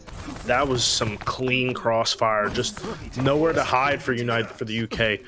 Amir hitting like 4 headshots in a row, almost something like that. Just looking super good, and Coconut, not wanting to ever, look away from Coconut. You have to neutralize the threats, but who is the main threat on this Texas team? Everyone is. Already got your lamp forced out. Yeah, you're gonna be fluxing here, but can you find anything? And no, you can't. I mean, you were the ones who fluxed, and you just lose everyone. Like, Texas's tanks don't even have their ults yet because all the damage is just going from Amir and Coconut. They're not giving enough ult charge to the rest of their team right now. As again, they just clean it up once again, and now you're gonna have tank ults coming in this next fight. And the big thing about Bongo is once you pop that Bongo, the rest of your team kind of reloads their ults because they have so much more damage. Yeah, and everyone just like that. And Texas Toast already have both their tank ults again. Here we'll be having the Bongo himself, and Garchomp coming super close to that pulse bomb, but this is not looking good for UK. Everything they do is just completely neutralized. The Flux comes in, and Garchomp already goes down to Farmer. The Lamp does come out, and they will be able to survive the Flux. But now they're already a man down, and they're holding this corner. The tanks are getting super... Ooh, Luki Boy gets a mirror, and this is the pick they need. But, oh, Mihir's already going down, and she gets rocked out of Flux, and Riptide is just putting in so much work right now. Everyone is going back to the spawn room again. We're less than a minute left, and UK is looking down the barrel of a gun right now in this series. I mean, once Amir died, the rest of the team was like, okay, now he's not taking all the kills. Let us get some as Riptide. Riptide absolutely pops off there with the damage. And now, I mean, you even took out Amir. That was the first time your sniper won the duel there against the opponent. And you still couldn't even take that fight as the rest of the team was just set up in such a great position. Now, you're doing sites to kind of stall out this kind of push. You're going to wait. You're waiting here to see if Farmer can get some more poke to get that Transcendence. Sheep just swapped to Zen. You're not going to have any percentage close to that Transcendence. Farmer way ahead, so you're kind of on a clock here. If that trans does come out, kind of, I don't know how you win that fight. Yeah, the window does come out, and so does the dragons on both sides. But this is just clean up here. There's nothing really to say. United Kingdom is going home. Or sorry, to the lower bracket. Yeah, I want to point out that you said earlier it's coming home, and I specifically mentioned that line of thinking has been repeated and probably should not be used here. What are your thoughts on that, Chicken? What are your take on your previous stances towards this UK team? I'm still a simp. Still simping? I'm still simping. But then again, I'm just for good Overwatch. This Texas team is just super exciting to watch. So much fun. I'm very excited to see how far they go into this round. Into this game. I mean, we're going to be looking here a different look, right? The first round we saw something different. We saw Texas Money Jr. on that Diva. He's typically a DPS player. They lose that first round. I mean, you could say I'm not saying it's his fault he was playing Diva, but I am saying that they look extremely strong with these other lineups, right? With Amir, even Amir on DPS, and you have Texas on DPS, and of course Coconut just absolute legend. And you see them really strong with these kind of comments. You kind of think, was the idea? Because a lot of people kind of think about swapping up roles isn't really what you want to do a lot of the times because it kind of breaks synergies, right? So, but they come back into it, and they're looking very strong. I see what you're saying. On the other hand, just to play devil's advocate, some of these players are just so good that just throw them on. Sometimes they're better. Throw them on there. But it looks like the spawn hold is coming in. The classic Havana spawn hold. They're getting ready to go in. The wall comes in, divides a big divide, and now they're just pushed into the corner. And Rift smells the blood in the water, and he goes in, and it just smacks them all down. I think this is what you want, right? This is what you want to do. Don't mirror the double shield because Amir and Coconut have your DPS's number. I'm not slighting anyone on UK. I'm just saying Texas has some cracked DPS players. I don't know if you mirror that double shield. Swapping over to Rush, where it's less impactful for those snipers, is going to be much more effective for you. As again, you see it right here. They can't get out of the spawn. Your snipers can't get out of the spawn. They have to swap them off. And now it's going to be so hard for you to make any leeway here, especially with these ultimates now coming online. I don't see how you make it out of this fight without ultimates. Rift already has Shatter. I'm excited to see. Oh, he only gets Crack Rock. The lamp does come out. Saves Crack Rock. And now they're just still in this corner, just holding up. Rift gets dangerously low. They use the window. Getting ready to use the Fire Strike. Oh, but it doesn't get anything. And they use the window themselves. Able to push around this corner, finally getting out of this little cubby area. And they're just fighting here on this point. Coconut swapping to the Sim is just trying to beam down anyone who can see. And the wall does come out, doesn't get much value, and that's it. Rift goes down. This is looking dangerous here for United Kingdom. That's all they need. The first fight is probably the hardest one, and now they can just bunker up on this point. Yeah, Yeah, a really massive swap though to that sim provides a lot more threat to those barriers than a sniper would. And of course, I said once they get those ultimates online, if UK can't find enough value with their own, like you saw them throw out 2 to 3 ults, and they couldn't even kill the Brig. Crackrock just ran back into spawn after that shatter with some nice peel from Farmer. And once you can't get that value, once the ults come up for Texas, they have the spawn advantage so far, and so it's going to be hard for you to kind of win that fight. But as I say that, Garchomp already finds a kill onto Amir, and now the rush is going to come out. And this is looking really good here for United Kingdom. They engaged this spawn hold, and now they're able to get a second fight before the point even goes around, or the payload, before it even goes around the bend. They're getting 2 fights before it goes around the first bend. This is kind of crazy here for United Kingdom, trying to make this miracle hold. And just like that, what looked like a solid, easy win for Texas, they're already a minute and a half. And coming out of point. And United Kingdom, they got 6 ults here. Oh, gets bashed out of Shatter. Oh, the Shatter does get people, so does the Mail. Oh my god, Mahir, the Dark Lord, coming in again, saves the day with a massive bomb. But they use a lot of ults here. 4 ultimates. They have the B and the Reaper ult still. In Texas, they instantly swap it up. They throw Coconut onto this Pharah. They notice how they don't have any super long range, anything to really counter him other than the Diva. I mean, you might just see UK see this Pharah and go, hey, you have to push forward. You can't ignore this Pharah. You have to go aggressive. They lose a little bit of that ground game, so you have to take it to the ground. You can't take it to the skies. Obviously, you don't have the DPS for it. Mahir is trying his best, but he can't even do enough. He's going to get isolated onto this point. He might even lose his mech soon if he's not careful. Garchomp going on this flank, looking for something. The beat comes out to keep Garchomp alive through this Death Blossom, as the response here from Amir isn't strong enough. Coconut finds 1. Coconut finds 2! It's Pharah in the backline going crazy. Has the pocket, looking for the Lucio as well. Lucio is one shot, looking for the kill. He almost has it. Almost finds the direct. Finds the direct in midair, and Coconut is going crazy. Keep this man in at all times. He is absolutely insane as he's finding directs again and again, and just absolutely winning that fight for them. As UK did a great job with the aggression there, but they couldn't quite do it fast enough where Coconut couldn't get value. And it's going to be into overtime, but can United Kingdom touch? I'm pretty sure they can. Rift is really close, but this is looking dangerous here for United Kingdom. The point is going right around the bend, and they get booped back, and so Flux comes out, holding them into place. Coconut uses the Pharah barrage, only gets Rift. This is looking bad here. They're already down their main tank. The Mayo comes in, and it's massive. Zones out the point. Mahir has to use his bomb. Goes for the remake. Oh my god. Crackrock notices and asks the kids to get out. And UK are not winning this. They're coming back. The Luke boys freezing cummies. May and the Mercy is just trying to live above the point. And this is just cleanup. And United Kingdom take it. It's coming home. It's coming home. What have we learned, everyone? That simping results in winning, I guess. So everyone go simp for UK. Again, no Italy in the bracket to really shut them down, so maybe they will take this home this time around. I guess Florida is kind of shaped like Italy if you disregard all the geography. So maybe they'll be like the Italy, but for right now, there's no Italy. As I'm consumed by darkness, just like my prediction. So I mean, Jimmy, you're joining us after pretty crazy. Yeah, that's. I'm still catching my breath. That was such a crazy second round.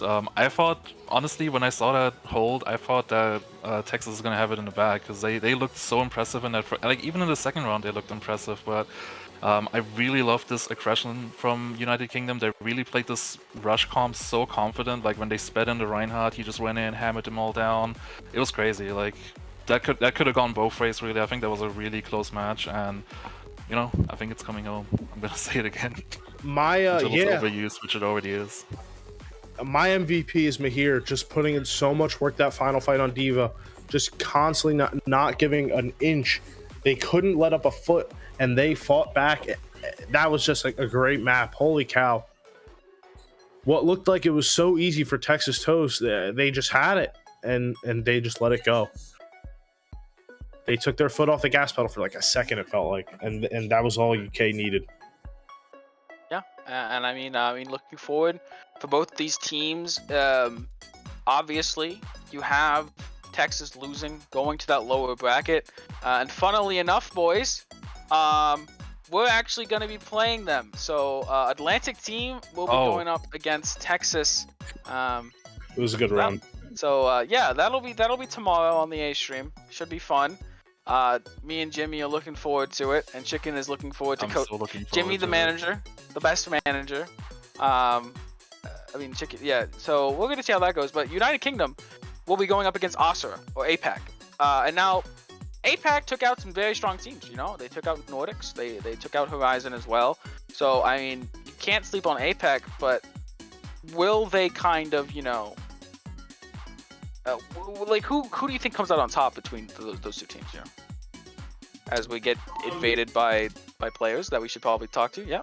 Yeah, we got some people from interview. To answer your question, I think that's gonna be like such a close match, especially after this was my first time seeing this UK squad, so they look really impressive. And by all accounts, I think APAC or Asura, they're like considered a top 3 team, so this should be like a really interesting match. I was expecting it to be Texas versus APAC, but honestly, after seeing the UK team here, like I'm even more stoked for this match. Yeah, it looks like we got Coconut. Actually, we got Coconut, Illuminous, and we got the lads here. We got the lads here. That's what's going on. We got people from both teams. How you guys feeling? What are you guys' thoughts on that, Coconut? What are your thoughts on that third map? I think UK a little bit dog shit. We just threw. Not gonna lie. I think we played terrible comps. I think that was it. We tried to force Sim May so much without our Sim player, so we lost. But you know, it is what it is. If it makes you feel better, it was very entertaining. I had fun. I figured. Not watching you lose, but the map itself. I mean, looking towards UK, I mean, you guys go up 2-1. I mean, you guys obviously took that dub earlier against Corn, but I don't know if I could say with confidence that a lot of people really expected you to take it over Texas, and that's honestly, you blew it out the water for that with that third map. So, what is the kind of the thoughts moving forward for UK? We kind of like we didn't really get much practice in because our availability was all over the place. So we're kind of like trying to pick up the pieces as we go. Like that second map was a bit rough for us. We couldn't decide on what to do to counter the split comp with the Zen. That was really difficult. But we knew what we wanted to do on Havana. We just kind of fell over when we came up against the double sniper. So I think we learned so much from this that I think we know what we're going to do going forward. Nice. And I mean, really looking forward toward these next 2 games for both of you. Obviously, Illuminous, you guys are going up again. You and Toxic, you guys are going up against Asura in APAC. What are your thoughts on that matchup? I'm not European. Oh wait, Illuminous is on Texas. You got the wrong player. Shit. Not. It happens. It's cool.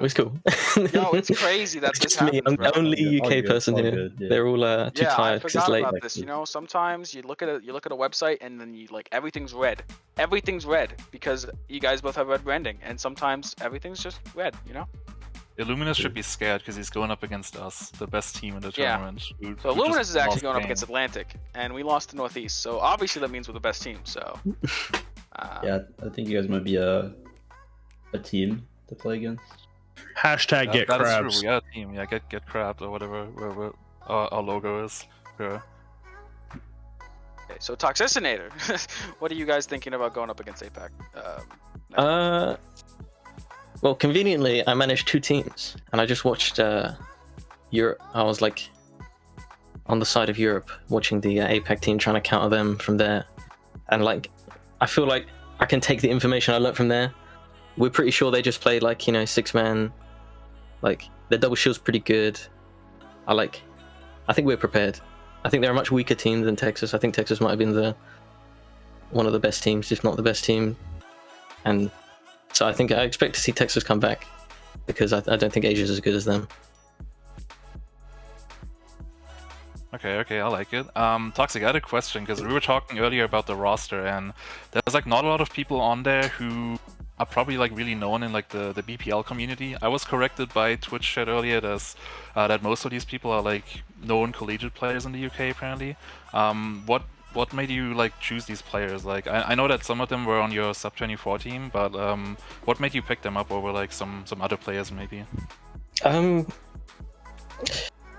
lot of it is, well, for DPS we didn't have many choices. We didn't have any sign-ups, so these were kind of the only options. But for supports and tanks, it was these guys are really communicative, and that was a particular thing that I think helps in when you only have a team that gets put together for weekend tournaments. That if you're communicative off the bat, then you can like carry your team through most adverse situations, as long as you keep on the ball with swaps and keep talking to each other.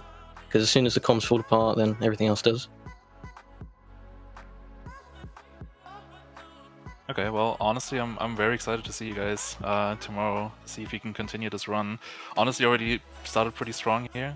We'll see how it goes. I got one final question for Toxic though. We're gonna keep the meme going here. Toxic, do you think it's coming home?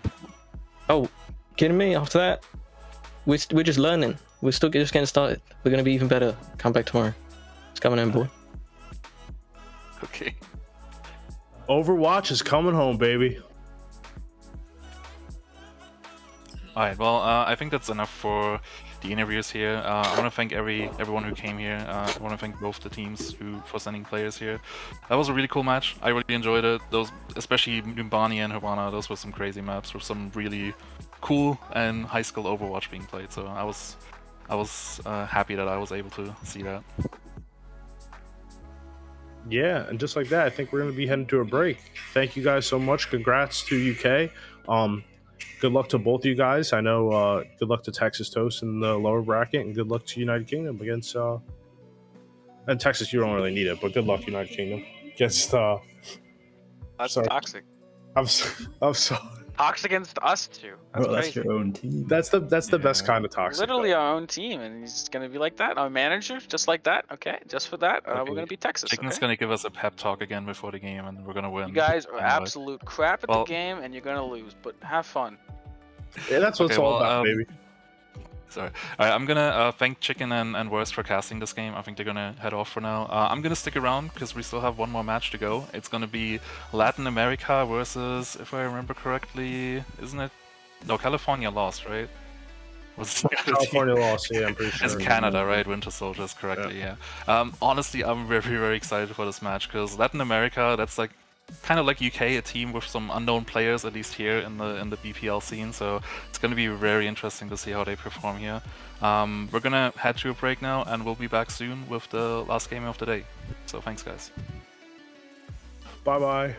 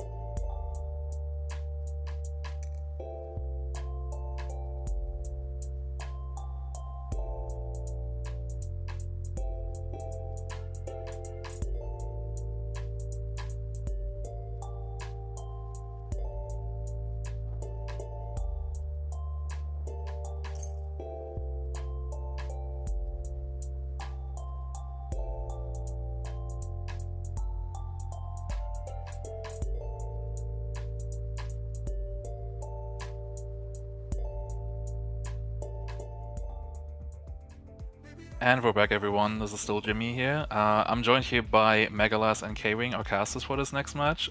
This stream is so far behind in schedule, it's crazy. I think everyone else is already done.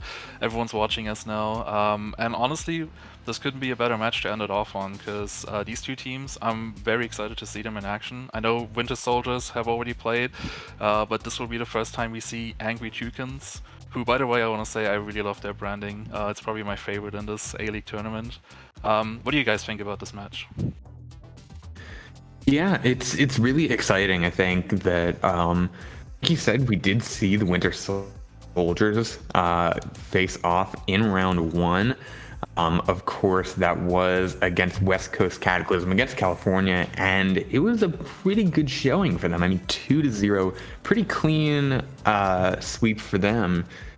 So I guess they're looking to sort of keep that going, keep themselves in the upper bracket.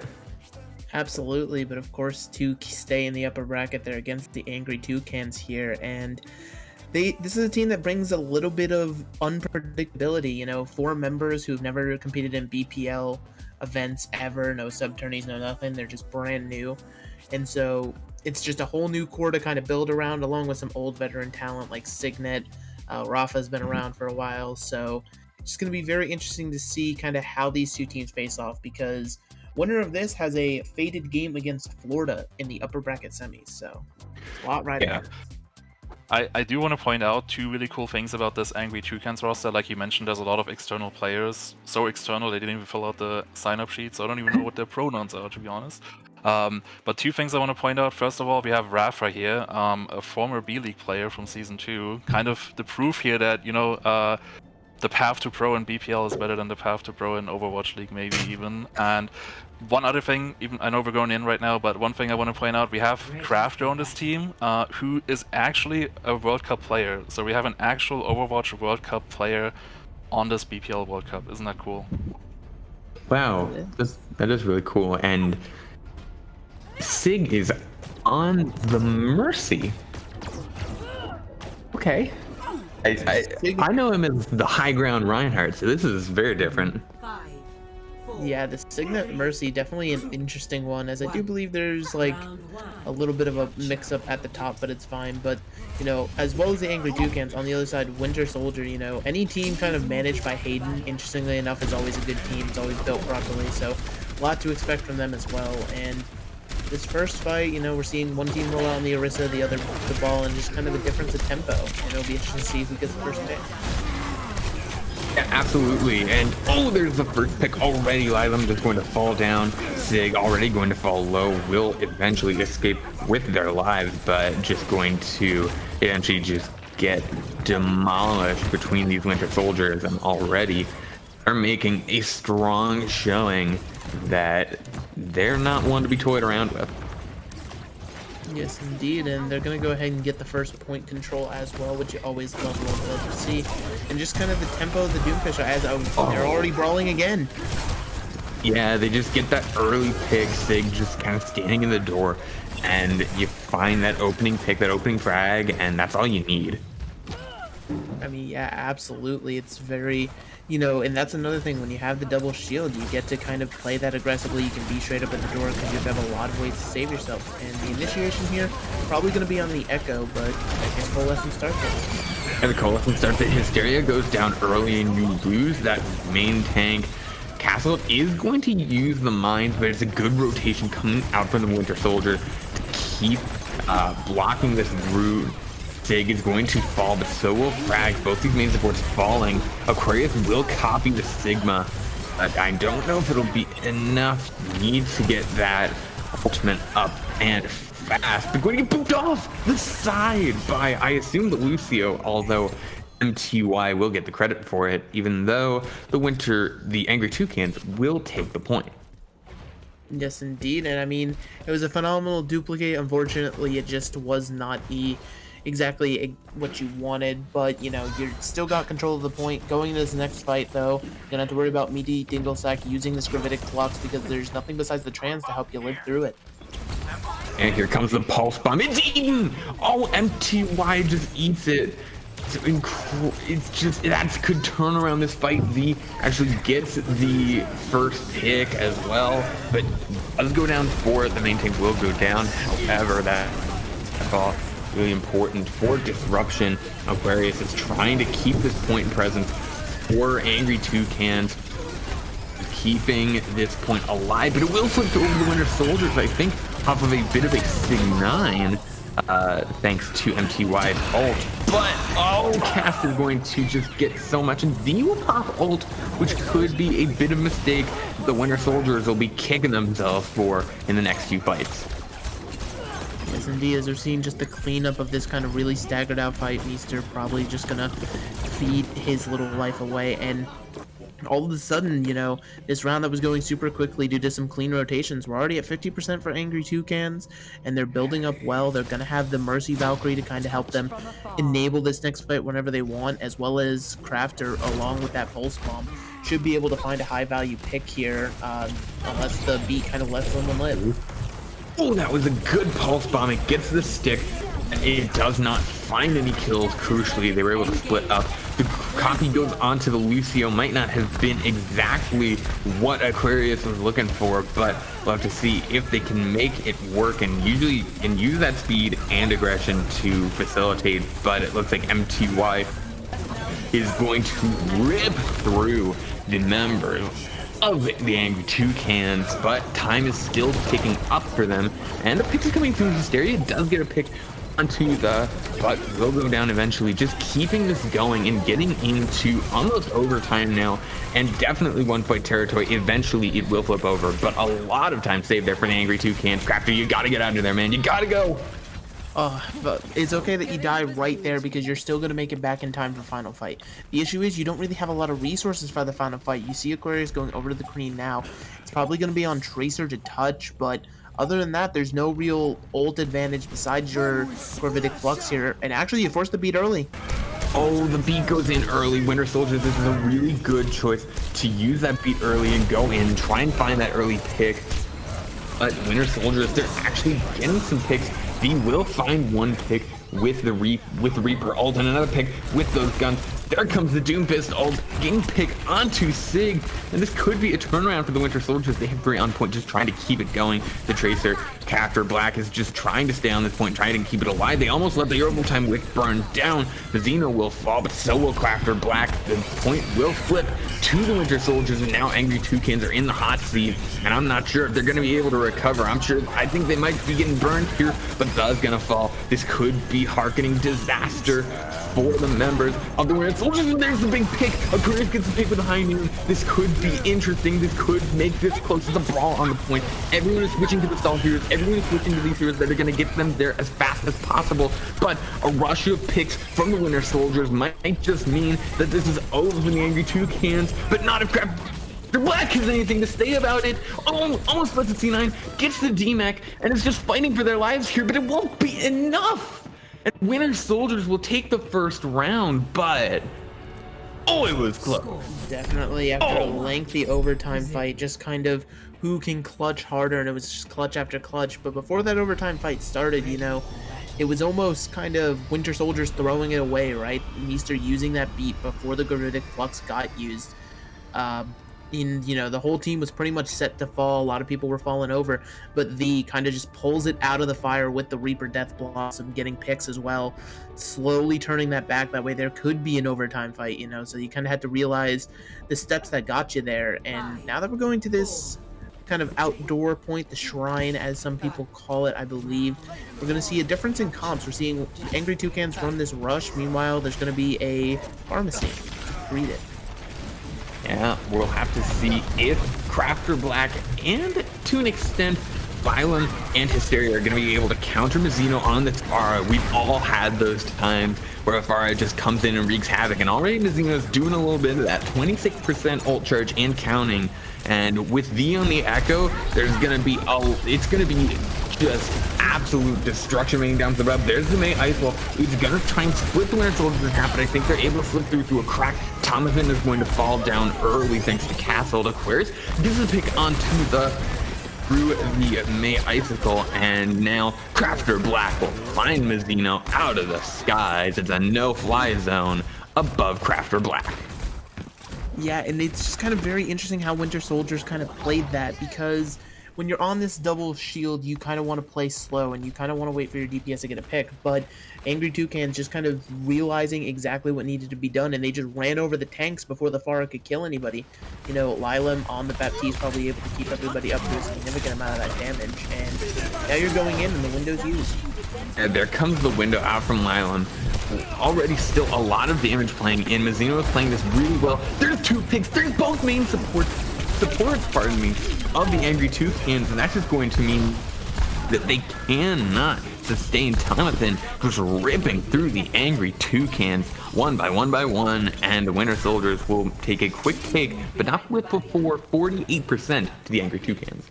But the upside for Winter Soldiers here is you just want to fight without any ultimates, means you have all 6 online and you can use this as you please. And something like an advantage like that, you can snowball, but not if the Deadeye catches Meester. Oh, that's such a crucial pick. Now your Pharah is without support. Your Ana's got a solo support. Mizzino gets the Justice. And there it comes. There's the Immortality Field. Comes out too late to save Crafter Black. The Shatter from the not going to find anything, but just putting that pressure onto Castle on the Rhine. Aquarius throws in the Blizzard just to try and clear out this point and keep it alive.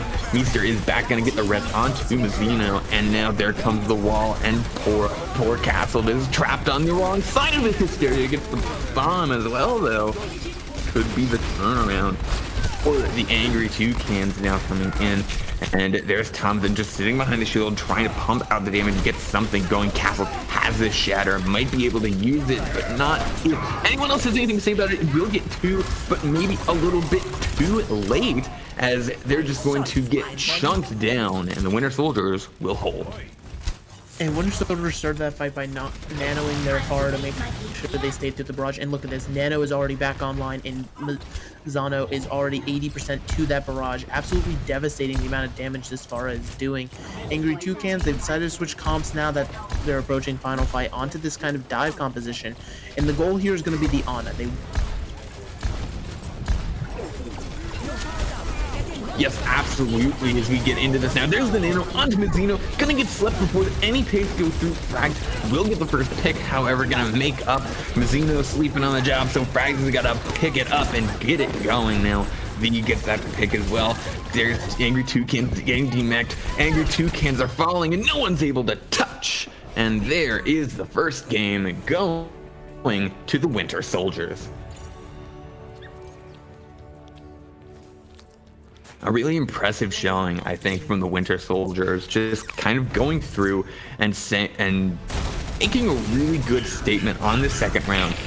Really close game on the first round, but really coming in here and taking out any sort of doubts that we might have had that this is going to be a really close match, that this is going to be something that they made the statement that, you know, hey, we're still strong. We are better than these guys, and we're going to show you that we're better. So I'm really impressed with how they did round 2, and I hope that they can continue that into our next map. Yeah, I'm honestly still recovering from that first round. That was just a crazy back and forth. I mean, we were both like typing in the like chat that we had there. That was such a crazy round. There were some interesting things I wanted to point out. I don't know if you guys saw it or like mentioned it, but like I saw Signet playing Mercy on this in this game, or like playing main support here. I don't know if he signed up as a main support specifically for this game, or for this team, or if this is like a last-second decision they had to make because someone couldn't show up. I kind of miss seeing him on the Rhine, but honestly, it worked out pretty well. Still, though, Winter Soldiers, they took the first map here.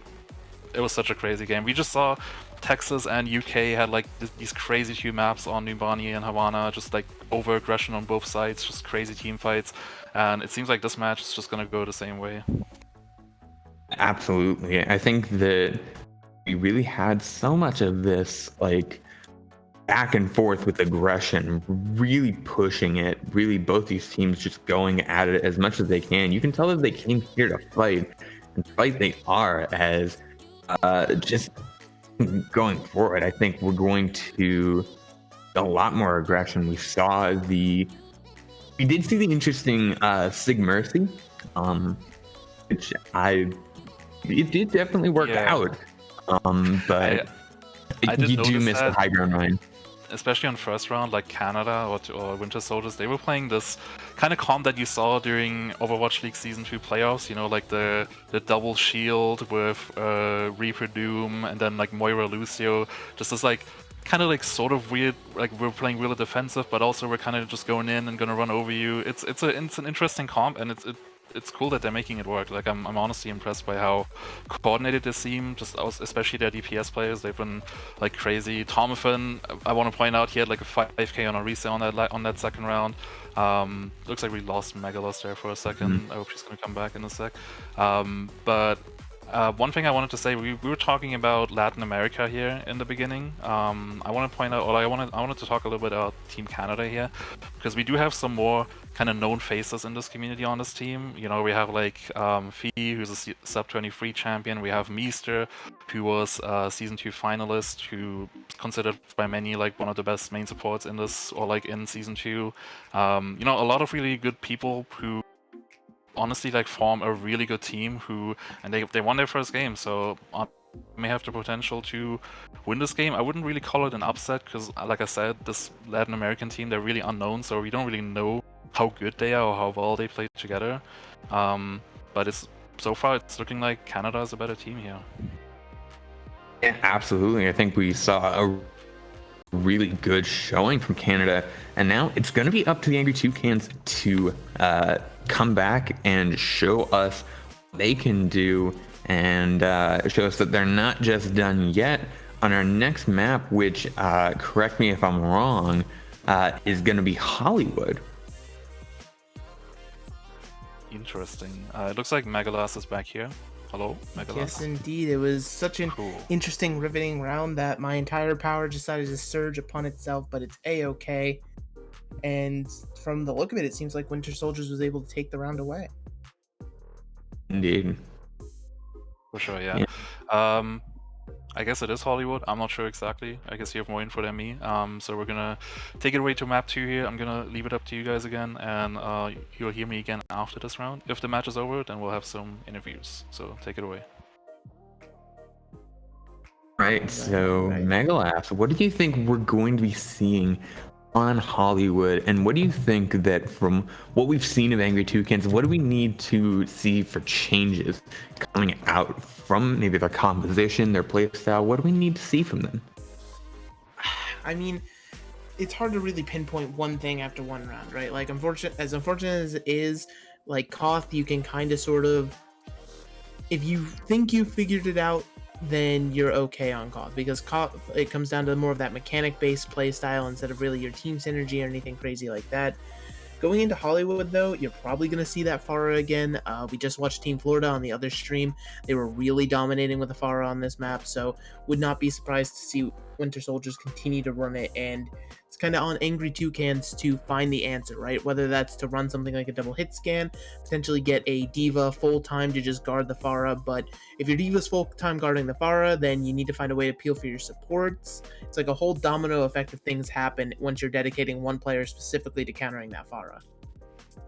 Absolutely, the Pharah can really struggle against the Pharah if they're playing well and they're playing behind cover, so that your hit scan can't really do two things at once. They can't poke into shields and poke into the main force of the enemy, and then also shoot the Pharah. If they can't do that, if they have to sort of fight on two fronts, you have more of this split fight, and you can take advantage of that if you're that Pharah player and just that team in general.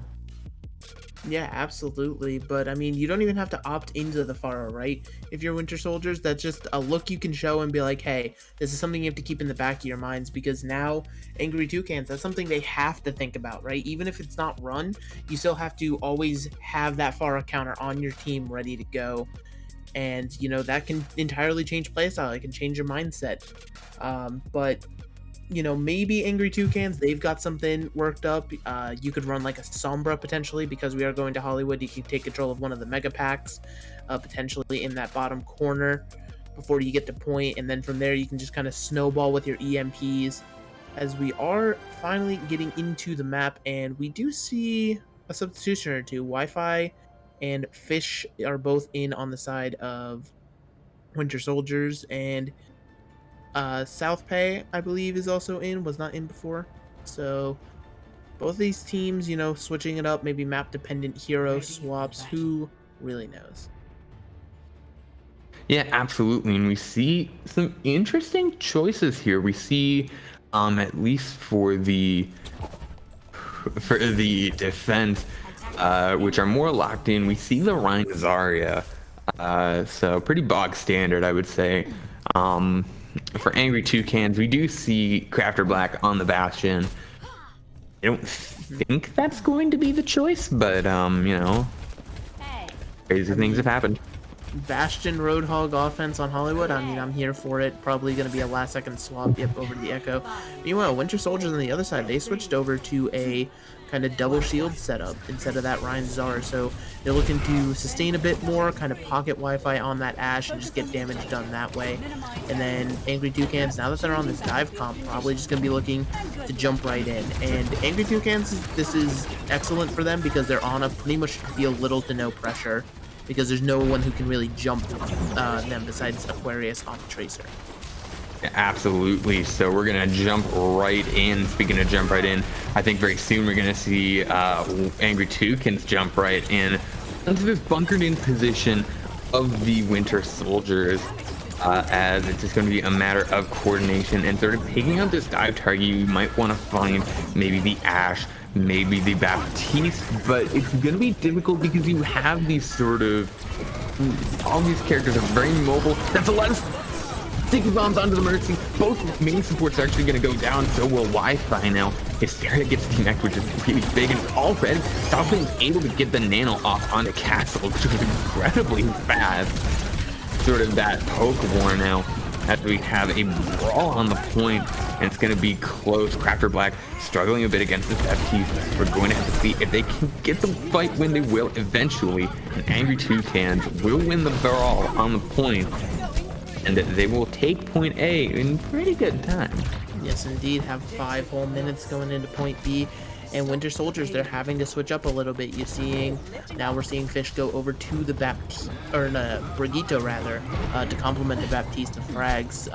Probably, I don't imagine sticking on Baptiste too long if you're going to run the Brig with it, simply because it's just kind of a little bit too much healing.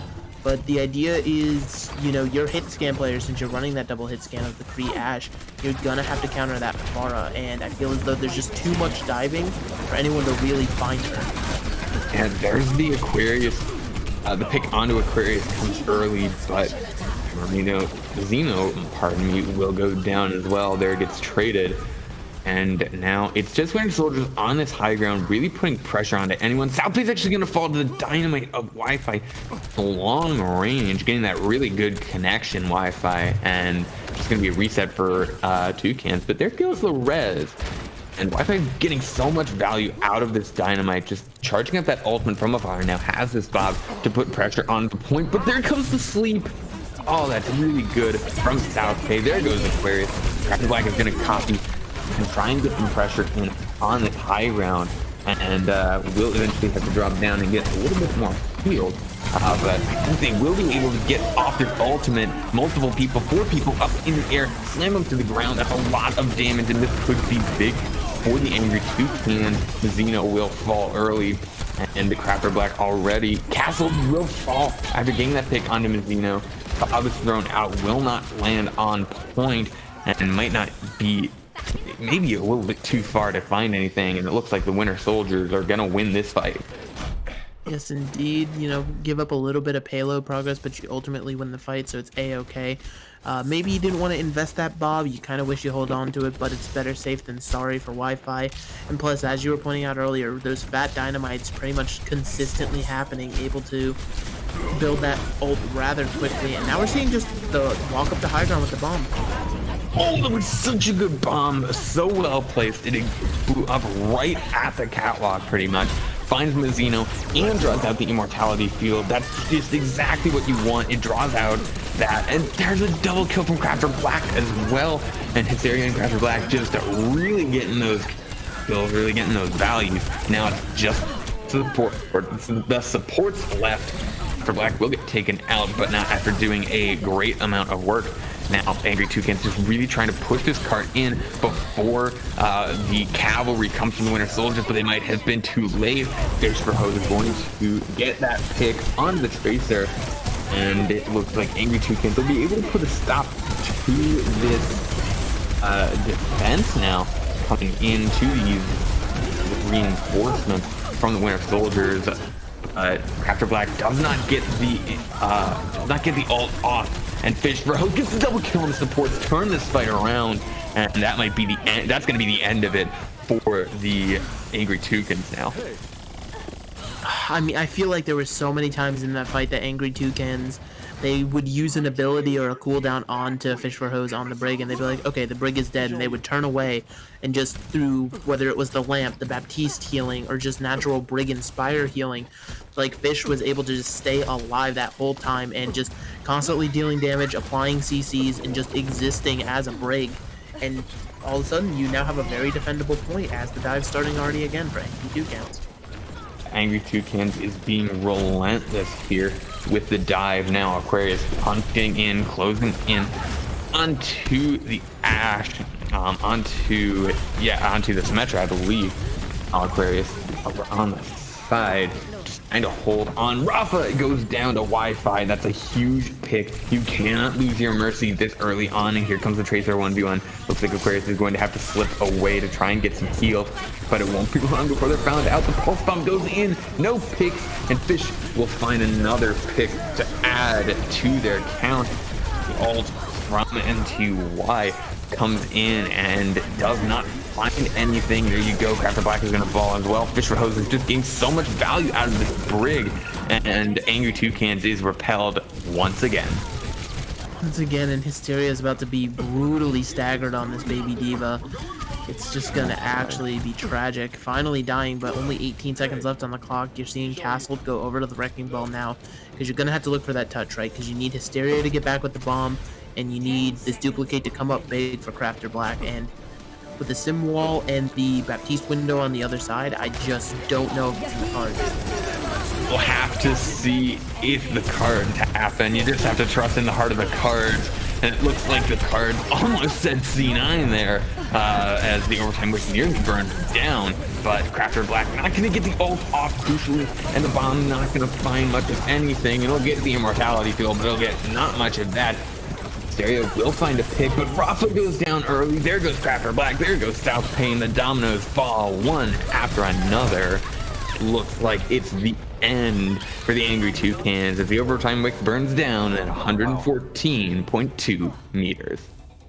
You had 5 minutes going into that, so you got to be kicking yourself in the pants. But fortunately, you don't have a lot of time for self-pity if you're Angry Toucans. You're already down one map. So this is the point where you got to kind of rally your mindset, get ready to hold this defense, because you need a pretty solid defense here to, you know, keep yourself in this series. And it's still winnable, you know, it's not completely lost. I feel like they don't know exactly what to do against this double shield with a break. Definitely, Fish for Hose was just getting out the hoe, putting on the overalls, because they were farming that entire round. And I honestly really enjoyed seeing it. And there you go, there's the Brig again, because hey, if it ain't broke, don't fix it. As both these teams are making me a little scared there, bringing out the Bastion. It just changes the game so much if you bring out the Bastion, especially on the attack. It is, of course, going to be a meme pick, but it always just gives me that little moment of pause, of fear. The only way I can truly describe it. I mean, yeah, and the attack Bastion, it actually wouldn't surprise me to see the Bastion come out if they have the Symmetra paired with it. You know, you like to teleport your Bastion around, but it's all for naught as they're just baiting you, getting that double shield. For the first time this series, I believe, we're actually seeing the mirror double shield, and so it's going to kind of be the question of pocketed Pharah versus pocketed Echo, who's going to get more value. And a lot of people actually tend to favor Pharah in that one, especially with the pocket. You're just able to put out a lot more consistent damage, whereas Echo's good at like kind of executing a single target that's off on their own. absolutely. You really do like Echo in the 1v1, but if you're looking for value, you can't get much better than a damage boosted, than an Ashe headshot onto Aquarius, and Mizzino is just gonna rip through Angry Toucans like a child with a napkin, as that's a really quick capture, even quicker than the Angry Toucans. So we're gonna have a lot of time on the board for Angry Toucans. I'm talking 5.5 minutes. Yeah, the Winter Soldiers, they smell blood in the water. They want this series to end here and now, and you can't really blame them. But at the same time, we saw about this pace coming out for Angry Toucans and their offense, so this hold is 100% possible, and I think it's going to kind of come down to this ball and tracer synergy that Angry Toucans is running. Both of them have to dive a target together, and whatever they dive must die instantly, be deleted and blown up. Absolutely. I think it's also going to come down a lot to Wi-Fi, and Wi-Fi is dead. Well, Captor Curse, you know what they say. Wi-Fi immediately dies as soon as I say he's going to be important. This is how it goes sometimes, as still though, Mizzino will get the pick onto Castle. Losing that Wrecking Ball is just not something you want to lose in this comp, as Wi-Fi has this time to get back and is actually going to get back and regroup with the team. As we're going in, here comes the Gravitic Flux from Hysteria, lifting up multiple people. Angry Toucans will say none of that and send them back from whence they came. Yes, indeed, just a little bit of a cleanup here onto the Sigma, and the upside being for Winter Soldiers there is you didn't invest a whole heck of a lot. You're still going to have your window, your duplicate, as well as both your tank ults. We see how impactful the Gravitic Flux can be, and we're seeing Fish for Hose actually go back over to the Brig. It's going to be interesting to see what value that Brig can provide now, especially because everyone's up on high ground, right? There's no one for you to swing on to proc your Inspire, so it's all about hitting those whip shots to keep the healing up on your team. Yeah, we'll have to see. Fisher Hose can get the value that they've been getting before. Mizzino is just wrecking through, gets the double kill focus beam, gets the copy onto the Sigma, blocks the rock. Mizzino is just wombo comboing the members of the Angry Toucans, and Winter Soldiers are done playing. They are saying, we're gonna get this cart moving. Here comes the Gravitic Flux, not gonna find anyone, but does it really need to at this point? Yes, indeed, but it's better to stall on cart, right? Because you're guaranteeing your team to get potentially 2 more fights instead of just 1 fight if that payload just been rolling the whole time. So it's very smart to always stall out that cart when you can, if you know you're the last alive, because they have to kill you to make it move. But Winter Soldiers, again, just pointing out their ult bank right here. They won that fight without Supercharger or the Gravitic Flux, but the Minefield's actually on top of them right now. Yeah, Castle drops that minefield right on top of the building, just trying to really annoy the members of Angry Toucans. Not gonna find any picks off of it still. Ooh, that's a good punish there by Hysteria onto Mizzino, getting a bit of an overextension onto the, trying to find that Sigma. Here goes the pulse bomb. Here comes the high noon from Wi-Fi. Nothing found from Wi-Fi. Just not really doing well, and Angry Toucan pushing back. Here comes the Gravitic Flux. It lifts the Baptiste up in the air. Down he goes, and might be a bit of an overextension from Aquarius. Hopefully they're able to get out, and they will be able to get out, thankfully. Oh, what a rock! What a rock from Hysteria, taking down the Winter Soldier Sigma mid Gravitic Flux. This could be such a turnaround now as they get back into it already. Crafter Black goes down. Here comes Hysteria. Just getting that Gravitic Flux and getting the pick onto MTY. Crafter Black gets revived, and it's a day at the shooting range for the Angry Toucans as they just eat thoroughly the Winter Soldiers at this fight. The cart still moves just a little bit closer to the end.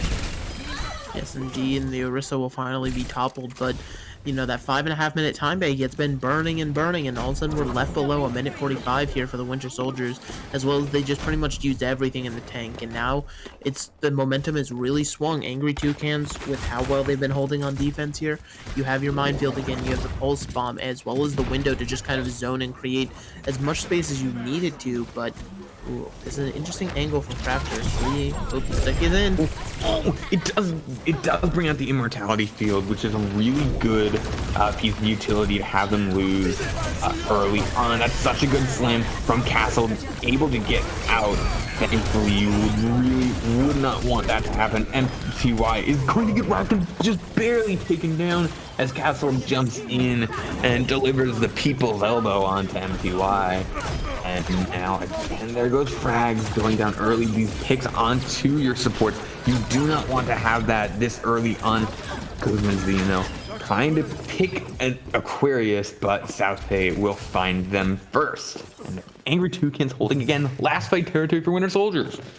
Yes, indeed. All of a sudden, it's all completely flipped. Angry Toucans has all of the power, and it feels like it's kind of Rafa's hand. You know, you're not really seeing it all too much, but when these picks come through, the trades and it's 5v5s, Rafa going for these really risky reses and getting them off and getting out consistently. And it's absolutely the type of Mercy play you love to see. It's what you expect and need from your Mercy in these type of situations. Here comes the rally from Fish. Here comes the Bob. Winter Soldiers are going to put everything into this fight. The copy from Aquarius comes in, but maybe a bit too deep. The Winter Soldiers are getting torn apart. Angry Toucans, they might be in trouble now. They will have the time to contest, though. Yes, indeed, and they'll have Gravitic Flux, but the issue becomes, you know, making sure you follow up on that damage. Aquarius going over to the Doomfist to make sure the contest can come through, and it looks like it's going to be on ball to touch here. And multiple people going to touch. Here comes the Gravitic Flux from Hysteria, trying to get those picks. Won't get anything, but will draw out the Immortality Field and will come out with some good damage. Castle and Aquarius is going to go down, but picks coming in from both sides. Wi-Fi gets the double kill pulse bomb, and it might just send his team forward into the next round. And the Winter Soldiers drive the flag into the snow, and they say, "We will hold." I mean, absolutely stupendous from them to be able to make it through like that. Interestingly enough, that like, it's just so amazing. And then you're seeing here Fish for Hose on the break, just like you can't allow a break to live this long, and just the value that break continues to provide. It's ridiculous. I just want to point out, as a break player, seeing that play of the game, damn, that's insane. I mean, I know Fish, he's like a 4.3, I think, GM support player, and I mean, you saw Rai right there, like that was just a crazy play. I honestly, after that first round, I kind of thought like this was going to be easy for Canada to bring it home, but you know, Latin America, they brought them, well, they brought a fight there at the end, almost holding them for 5.5 minutes. That's crazy. This was a cool match, really. What do you guys think about this? Yeah, definitely. I really enjoyed watching that because I had that sort of feeling too. I thought that Canada was doing really well. The Angry Toucans, they brought it close, but a 5-minute hold, almost 5.5 minutes to hold like that on First Point Hollywood is incredible, and I'm really impressed. And it just kind of goes to show sort of the skill in this tournament. Got some interviews for you guys. So, Some interviews. Wow. Oh, okay. everyone. Yeah. Seems like the whole team. Emily. Oh, Canada. Go ahead to the rest. My bad. Alrighty, so congratulations on your victory, guys. Fun little fact I'd like to point out before we ask any questions. 3 out of 4 of the teams who had to play 2 games today, including yourselves, are all advancing to the upper bracket semis. The only one that made it through that didn't, being the Northeast. And do you feel like playing that extra game was kind of, it warmed you up and got you ready for this match? I don't really think so, at least. I think so. Kind of. so? Yeah, we yelled 3, 2, 1 fighting twice today. That's big. True? That's Yeah. huge. Oh, That always works. Understandable. Always works. And then, yeah, Jimmy, if you just got any questions for him. Yeah, I was kind of interested because I saw from Team Canada here especially, I saw you guys just perma-run this like double shield comp against them. Like even on map 1, you almost like you kind of played this like season 2 Overwatch League playoffs comp with like the Reaper Doom. It was really interesting with the Moira Lucier even, like not a comp you see a lot these days. Was this just a comp that you were like hard focusing on in scrims, or did you just think like this would be the comp that you could use to beat them? I got this one. I got this answer. So we were scrimming one day. It was early in the scrimming days for us, and we realized Tom could only play horse, and that was going to be a problem on brawl maps. So I got the crack pipe out and I said, hey, why don't we just time travel back to 2019 playoffs? We tried it for fun, and it ended up working pretty well. So that's why we run that. Taking a visit to the Krusty Crack Pipe Laboratories. You love to see it. Yep. So in that first sort of round, it was really close there, only getting turned around by few inches. Even at the last game, Hollywood was really close. You guys were close to getting held on that second point. How did you stay calm and sort of keep going and keep fighting, even when you had been banging your head against a wall for, in Hollywood, like 5 minutes at that point? I think it's just after every fight, we just needed to be like, okay, guys, this isn't working. Let's do this instead. And it's just, just the strong mental fortitude of our players to be like, all right, guys, mental reset. Our plan isn't working. Let's just, do something else. Because it's like, obviously, we were stuck there for a little while, and we were having trouble with the ball getting to high ground because ball does this funny boop thing, and then we're not on the high ground anymore, and they just have so much burst damage. It's insane. But we just realized that we need to go up as 6 together, and then have someone pressure cart to be able to make space for our team to make it on high ground, and that's pretty much all we did. We just need to, get a mental reset after every fight. Absolutely phenomenal. And then, I guess one last question from me, at least. I don't know if anyone else has anything else, but this is a team I expect a little bit of spice from. You got PP Godhand on the roster. You're going up against... No, he died in a play crash. He died in a play crash. Unlucky. Yeah. Yeah, but really unfortunate. You have the game against the Gainesville Beasts, aka Florida, aka Recurve's team tomorrow. What, anything you have to say to them going forward? Farah, one trick Pepe left. Damn. Alrighty, well, looking for spice, and it seems as though it's completely failed. So thank you all for coming. Should be easy. Dynamics a better fair. He'll win them on the Quick and fast 2-0. Quick and fast 2-0. Somebody write that down in the quote books. They've never seen the 112 before. 112. Watch on the clock. Yep. That will definitely be a very interesting match. I guess one question to Dryad, who's here from Team Latin America. Honestly, looking at the scoreline doesn't really show how close this game was at certain aspects, especially on map 2.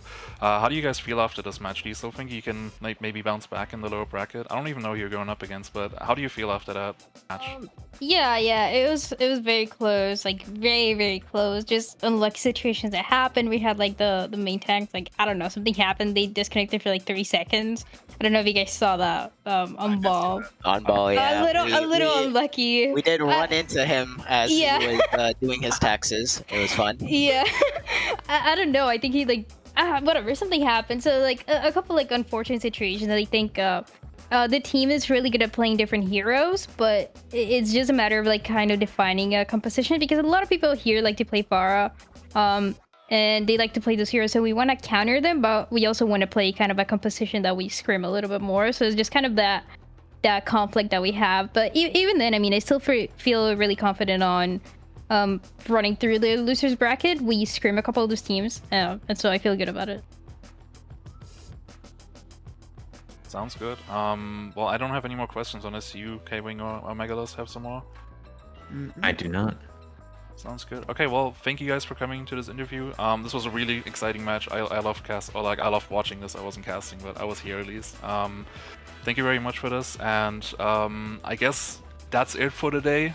We finally got through these 4 matches. I know this took a lot longer than the first stream. I don't want to hold us up here too long, because I know people want to go home, so to say. So we're gonna take a look at the schedule for tomorrow. Tomorrow is gonna be very interesting, because tomorrow we have our first lower bracket matches. So, all these teams that have lost today, they're still not out yet, so it's not that big of a deal for them. But tomorrow, they're pretty much gonna have to play for survival. this looks like we're gonna have just one stream tomorrow, if I see this correctly. Just 4 games tomorrow. Really interesting. Are there any matches you guys are looking forward to here? I mean, that last match right there, Angry Toucans versus Heimskautarefur. However you pronounce it, I was casting them earlier, still couldn't say it. I'm not even gonna try pronouncing it. Yeah, but both these teams, they had really good showings, you know, especially Angry Toucans here. You saw how well they were, so it's gonna be interesting to see, like, kind of 2 really good teams battle it out here in the loser bracket.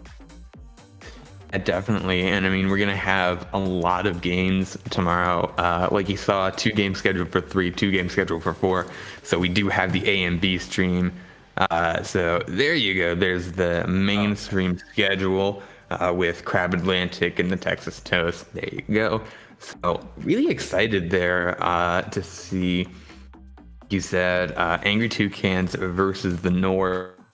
It's gonna be pretty fun because we did see the Nords, like you said earlier today, going up against the APAC, going against Asura.